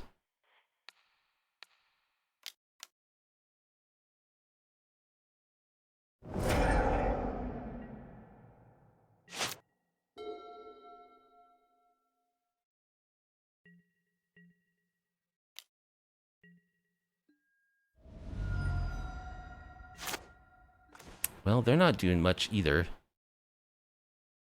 But we're actually doing, like, nothing.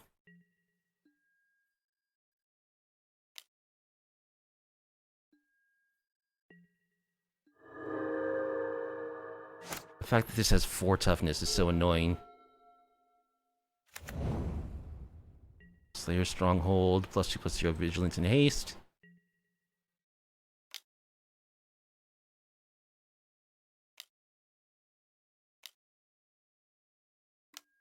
They're gonna Slayer Stronghold it.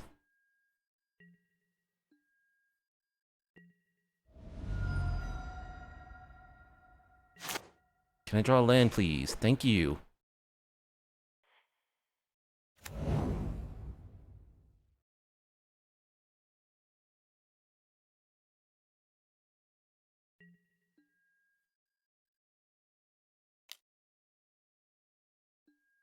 I think I double burned the Dryad before I Blood Moon, because after I Blood Moon, I won't have white mana. So let's hope that they just spend all their mana beefing up their Dryad again.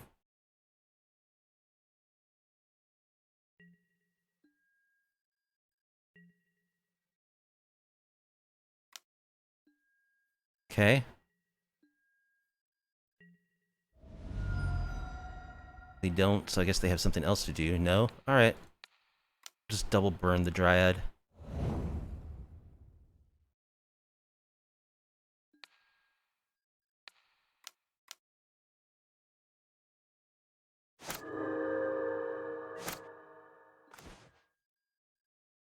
Clifftop Retreat.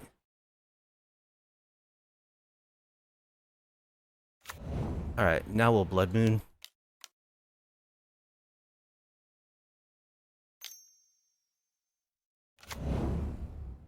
They have Besage You, clearly. Of course. Oh no, just Tear Asunder.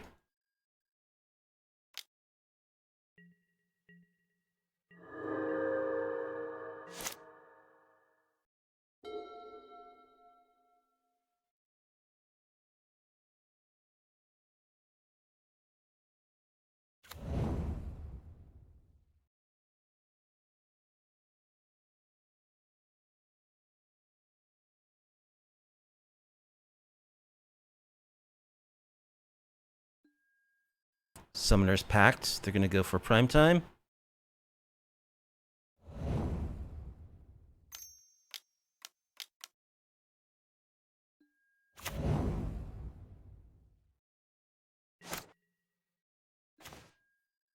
Intrepid Adversary.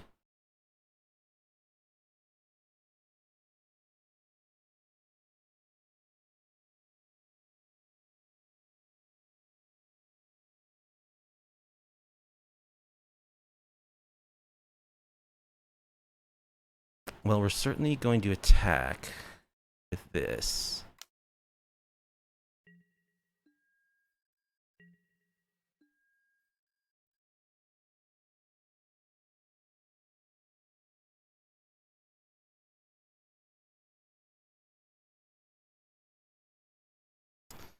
I think I'm going to start dropping my Reckoners.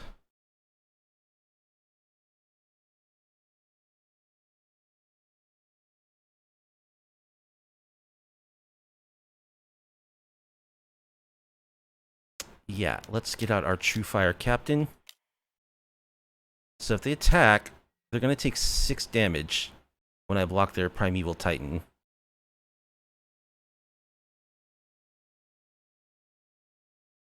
I mean, these Reckoners blocking the Titan represents 12 points of damage.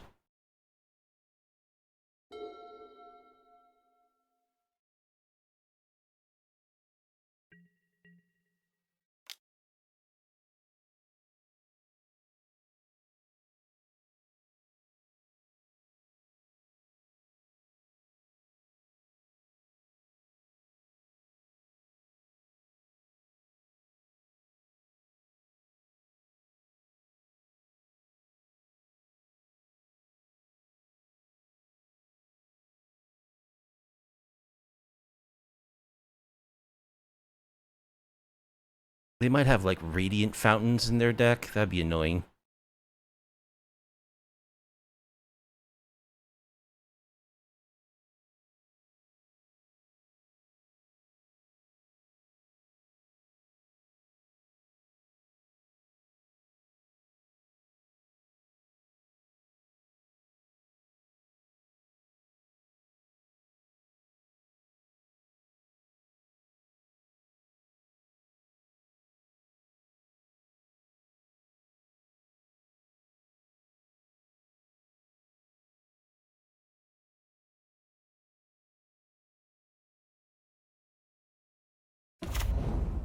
double Urza Saga. Seems fair. We will block. And we'll do 6 to our opponent.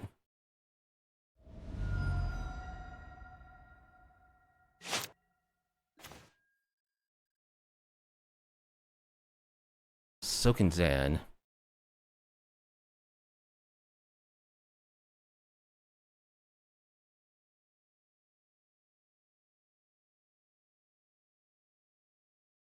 Interesting.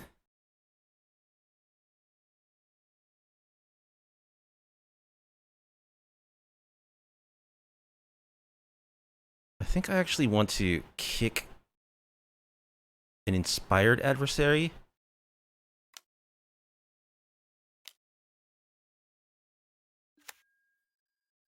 Oh, because of Hushbringer, it doesn't get its kick trigger. Okay. Oh, I'm so dumb. So dumb.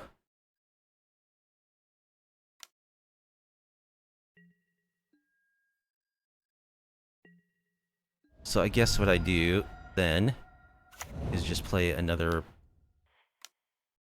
Whoops, not Chandra. Reckoner.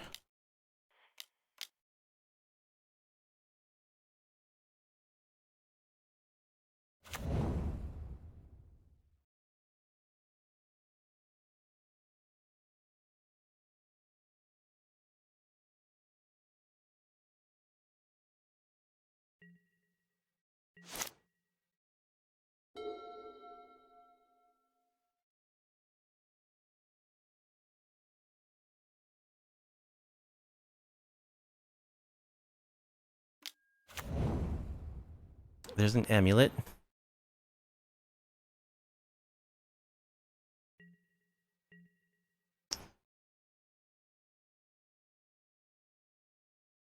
Okay, they're fretting the attack here.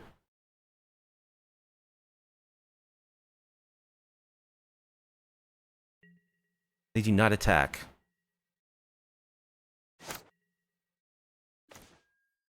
Sarah Paragon, that's pretty good.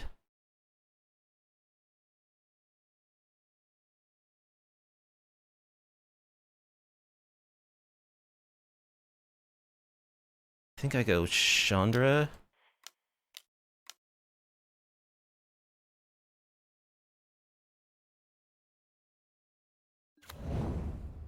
Make mana. Rabblemaster.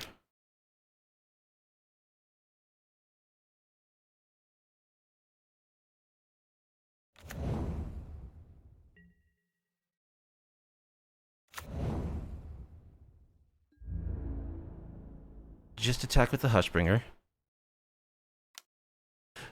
And the token, because it has to.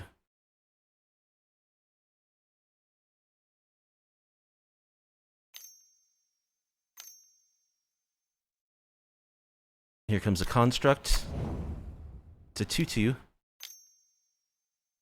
And now there's 2 3/3s.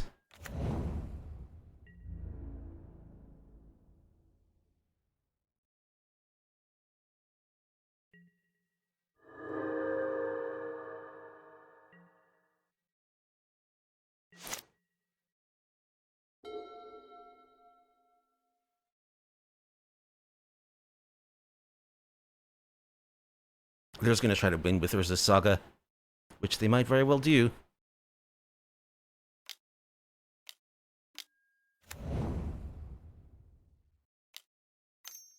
Make 4 5/5s. Pretty good for land.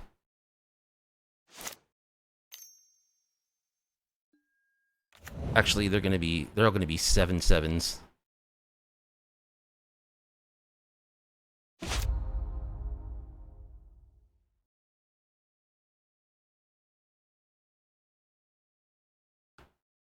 Yeah, I think I needed to get Chandra down a turn earlier instead of playing that Intrepid Adversary, because then I would have been able to plus her for mana, and I could Sarah Paragon Blood Moon before those sagas could go off. So I think I'm gonna lose this. Their land just made 4 7/7s.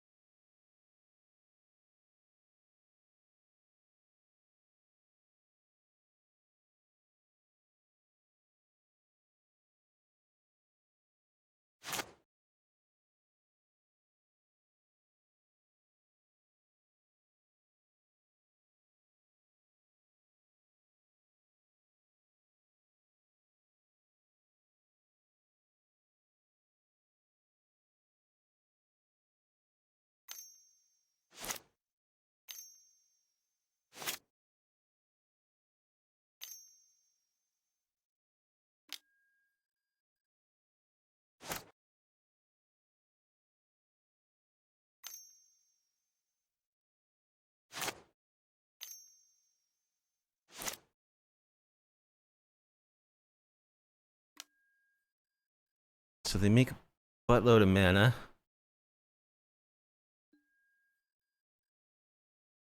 Everything's coming after my face.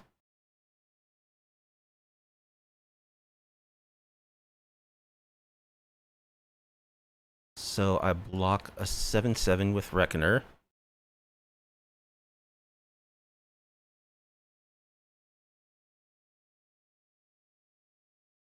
They go to 4.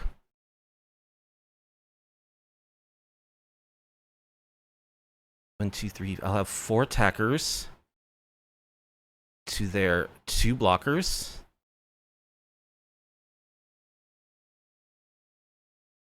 Right?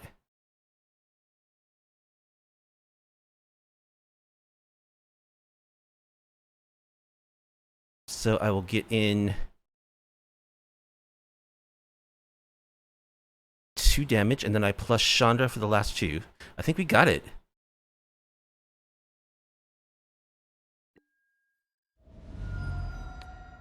Seven to your face.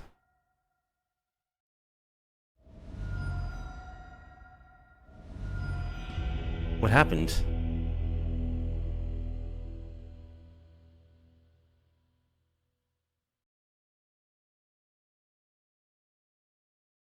What happened there?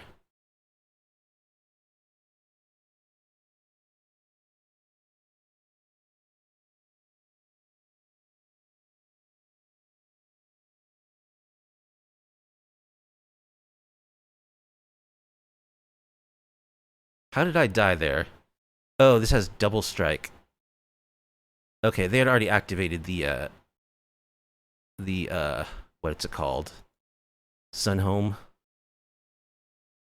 So I needed to block one more creature there. And then next turn,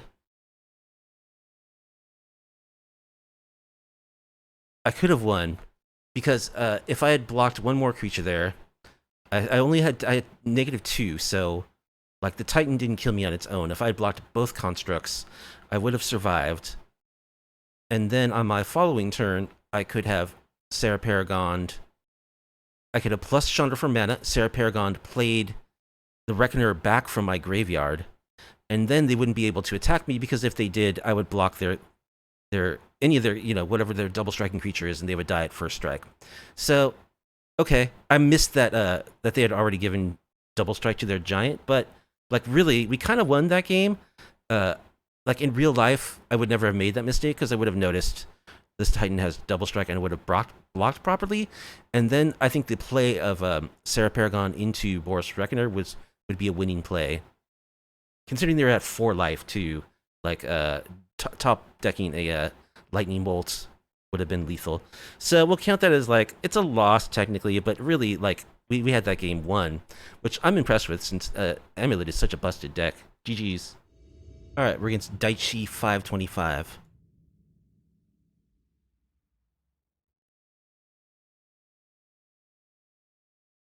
We're on the draw, and I like it. Looks fine.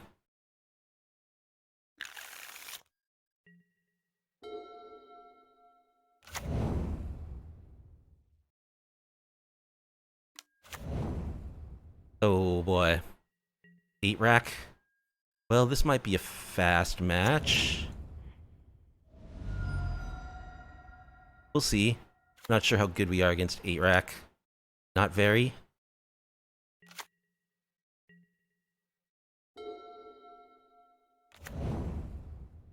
Shock. Smallpox.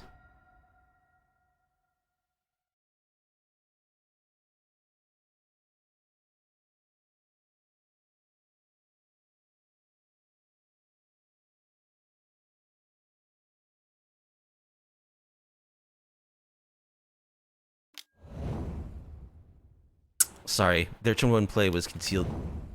Shadow Spear? What's happening here?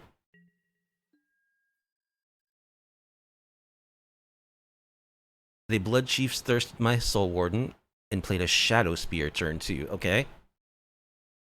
Interesting.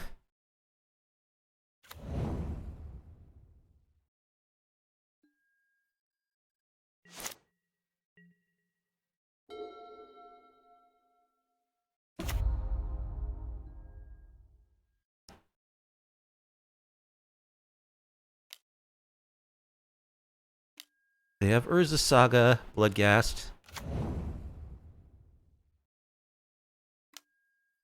The Rack.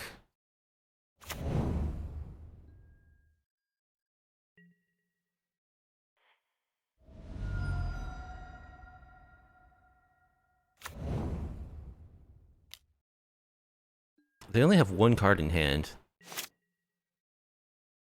Well, if we can hold on to our Wandering Emperor, it's actually pretty good against Bloodghast.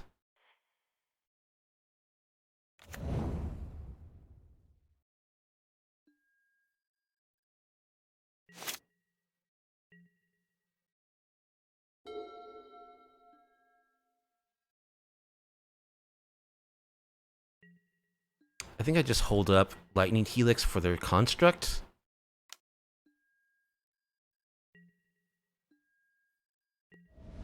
Which will be a 3/3. We'll see what I draw. They're definitely Smallpox. Okay, now their construct's going to be a 4/4.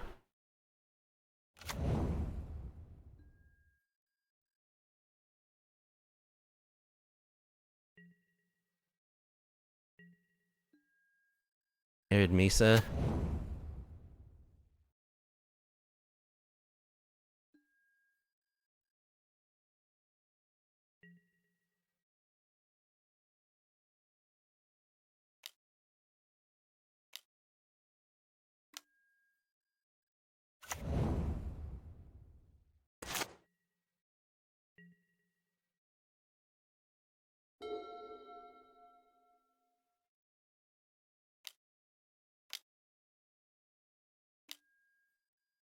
Urza Saga, pretty good card. Land made 2 6/6s and tutored up.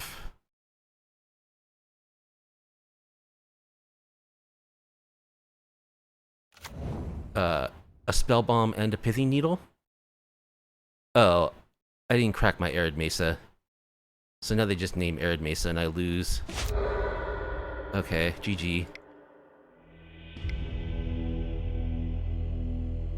So let's go with Blood Moon.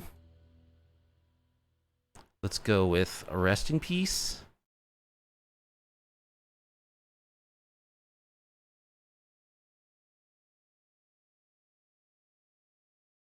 I don't know what else we need. Probably nothing. We don't really have anything that's very good against 8 rack.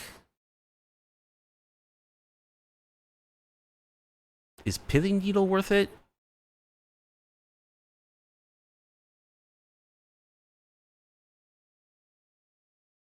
So if you have a fetch land out and someone plays Pithing Needle, you have to fetch in response, because then they can just name the fetch land, and then you can't ever use your fetch land for mana, which is a real bummer. They're playing Nihil Spellbomb main board, so probably the Sarah Paragons are not going to be very good.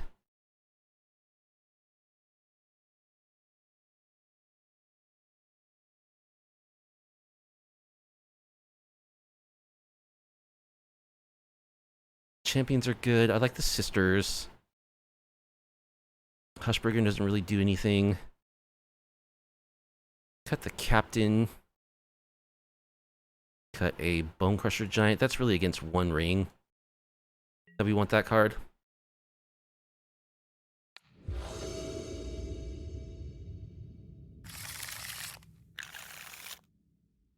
Well, you don't want a mulligan against a rack deck, so we'll keep this.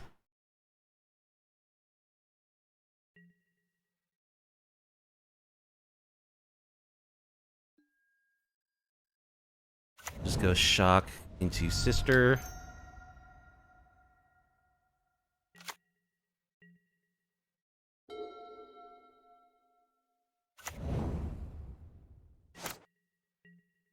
No one-man removal spell. I'm shocked.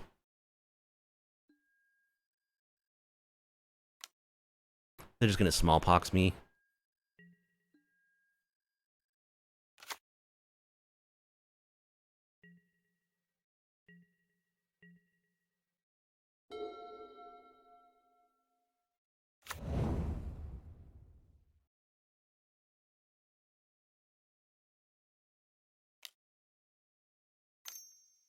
Here comes the smallpox. Oh, wrench mind. Okay. I'll pitch Blasphemous Act and Boros Charm.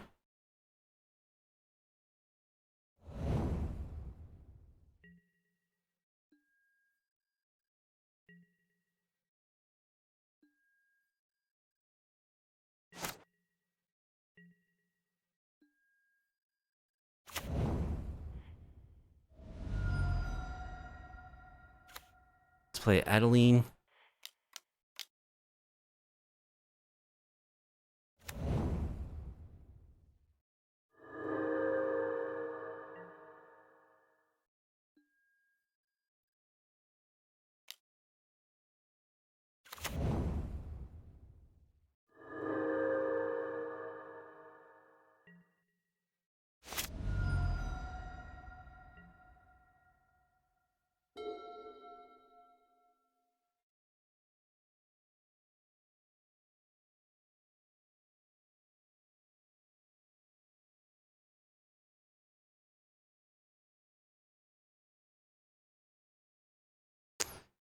If they don't smallpox me, next turn could be pretty good.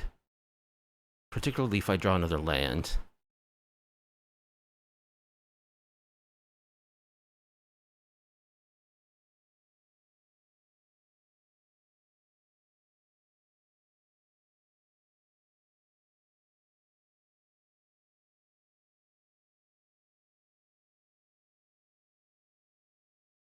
I've had my fan on this whole stream. Forgot. It's so ridiculously hot and sticky. I hope it hasn't been too loud.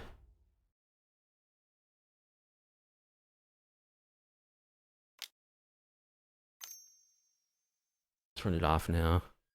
Another wrench mind. Okay. Never mind. And they have a Saga.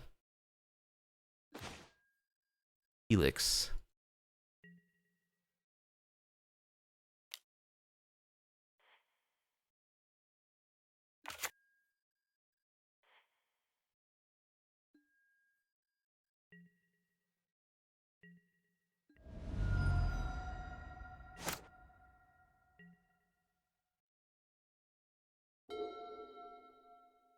Well, at least if they make constructs here, they can't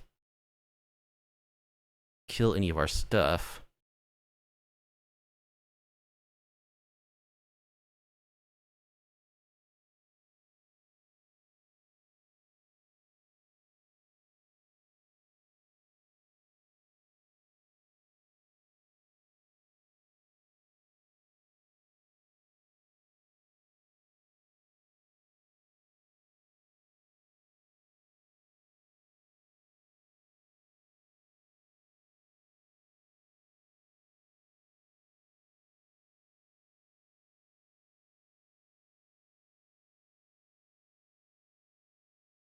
Come on, opponent.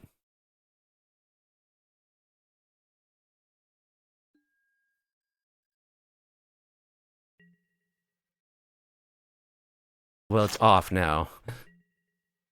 Heliod is a good draw.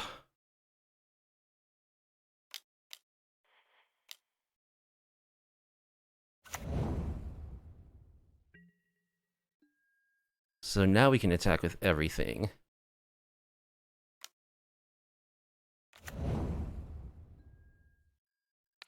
We'll give the token to the Soul Warden, because if they make a construct, it'll only be a 1/1.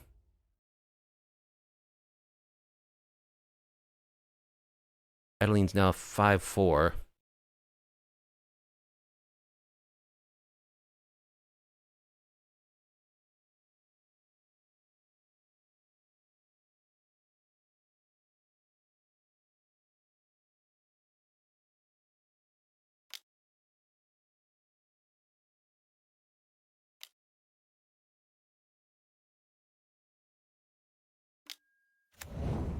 They make a 1/1.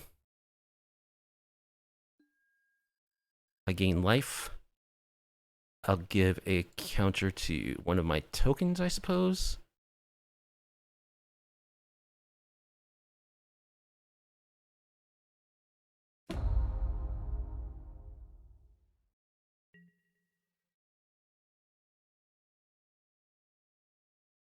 They chump Adeline.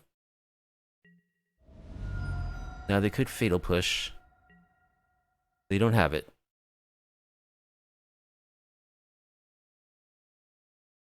Or they're slow rolling. Yes, they do have it. Okay.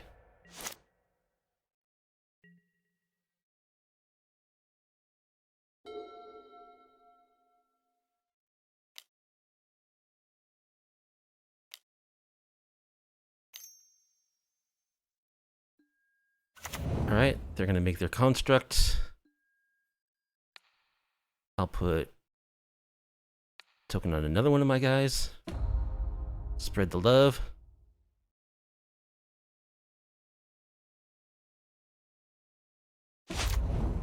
They get the Shadow Spear. They don't have mana to equip it. Now they do, but if they do, they die.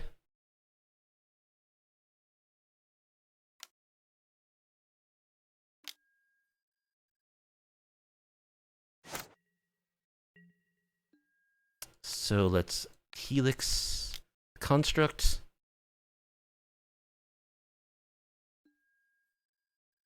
A counter on that token.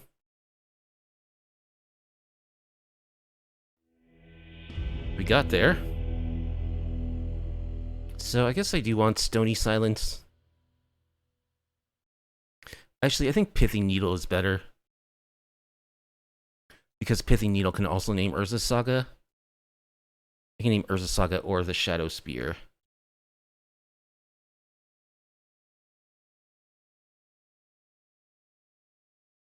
And yes, they still do have the Nihil Spell Bombs in.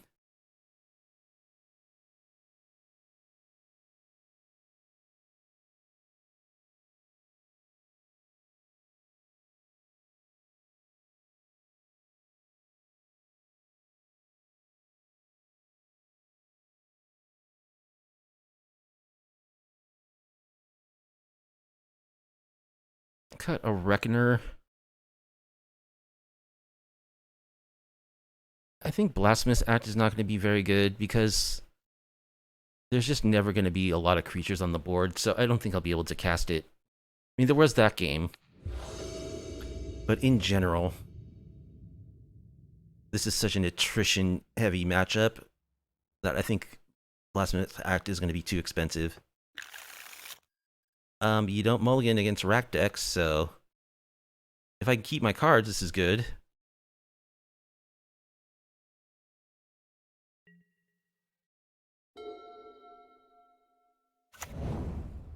They chose to play first. Inquisition. There goes Blood Moon.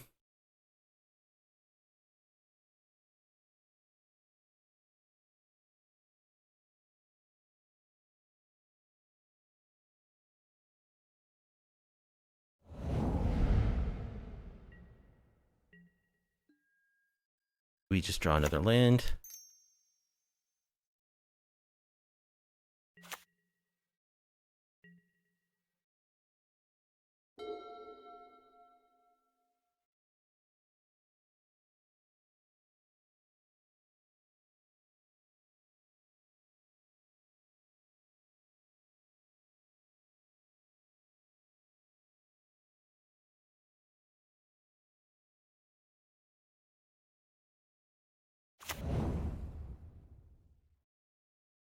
They shock a godless shrine, so I'm guessing this will be a smallpox or a wrench mind. Okay. I'll discard Boros Charm and a land.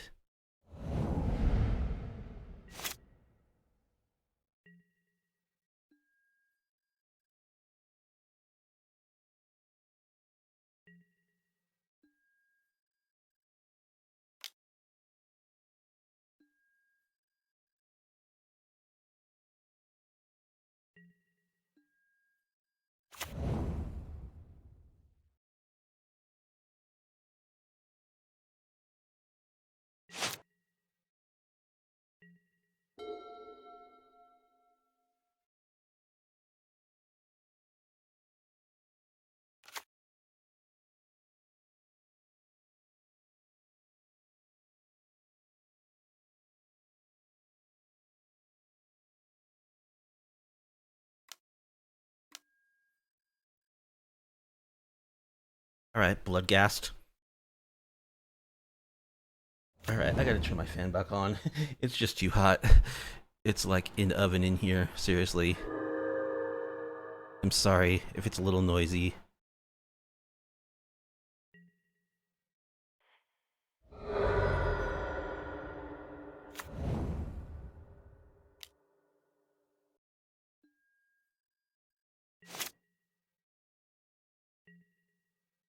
Alright. Aryak Champion's pretty good, but I think I want to just play Rabs now.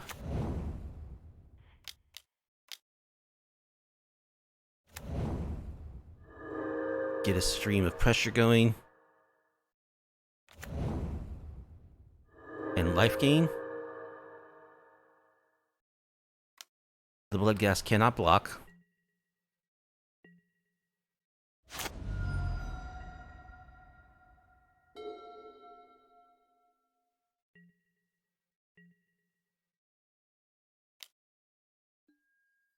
It's okay. With our life gain, we're not going to worry too much about taking 2 from a Bloodghast each turn. Birds of Saga. Can I draw like a March? No. Alright. I think I'll just kick this Intrepid Adversary.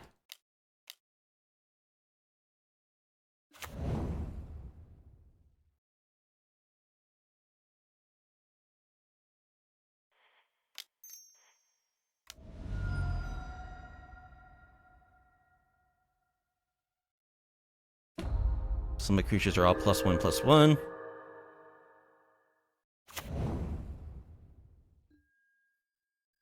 Attack with everything. That's a lot of damage.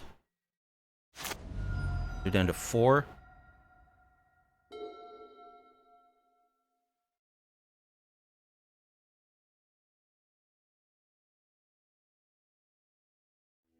And that's all she wrote. Nice aggro draw there. The combination of the Soul Wardens plus the token creators is awesome. I think that's the first time I've ever used Adversary successfully to lord up my team, and it worked quite well. So that's gonna do it. We went 3-2. I mean, in my book, that match against Amulet was like an honorary win. So I think we went like 3.5 and 1.5, honestly. And yeah, there's nothing too fancy about this deck. I do like the little combos it has, you know. Well, Reckoner, Bankbuster, and Blasphemous Act is well known. Like, that combined with a Boros Charm. Boros Charm giving indestructibility to my team is a mode that I use it a lot for. Protecting it from sweepers and whatnot. Protecting our Reckoners after a Blasphemous Act so they can live to ping another day. Yeah, I love the synergy with the sisters and the Rabblemasters and Adeline. Especially when Heliod is on the table, that gets out of control, like, really fast. And I just think Sarah Paragon is a great card. Even though it's expensive by the standard of modern cards, you can always use it right away to just play a land, like if you have a fetch in your graveyard. And if you can keep it on the battlefield for a few turns, the value it creates is amazing. I mean, it's Loris. Loris is a banned card, as I said, so I do think that it's extremely powerful. I think the mana base needs a little work. You know, it could be optimized a little bit more than it is. But apart from that, I think it's fun. It's just good, clean, in-your-face, mid-range, beatdown, value town. Just the way Richard Garfield intended it. And we saw that, you know, we took a game away from Mono Green Tron, which isn't a good match. And basically, if that match were in IRL, we would have beat the Amulet player. We beat them pretty decisively in game 2.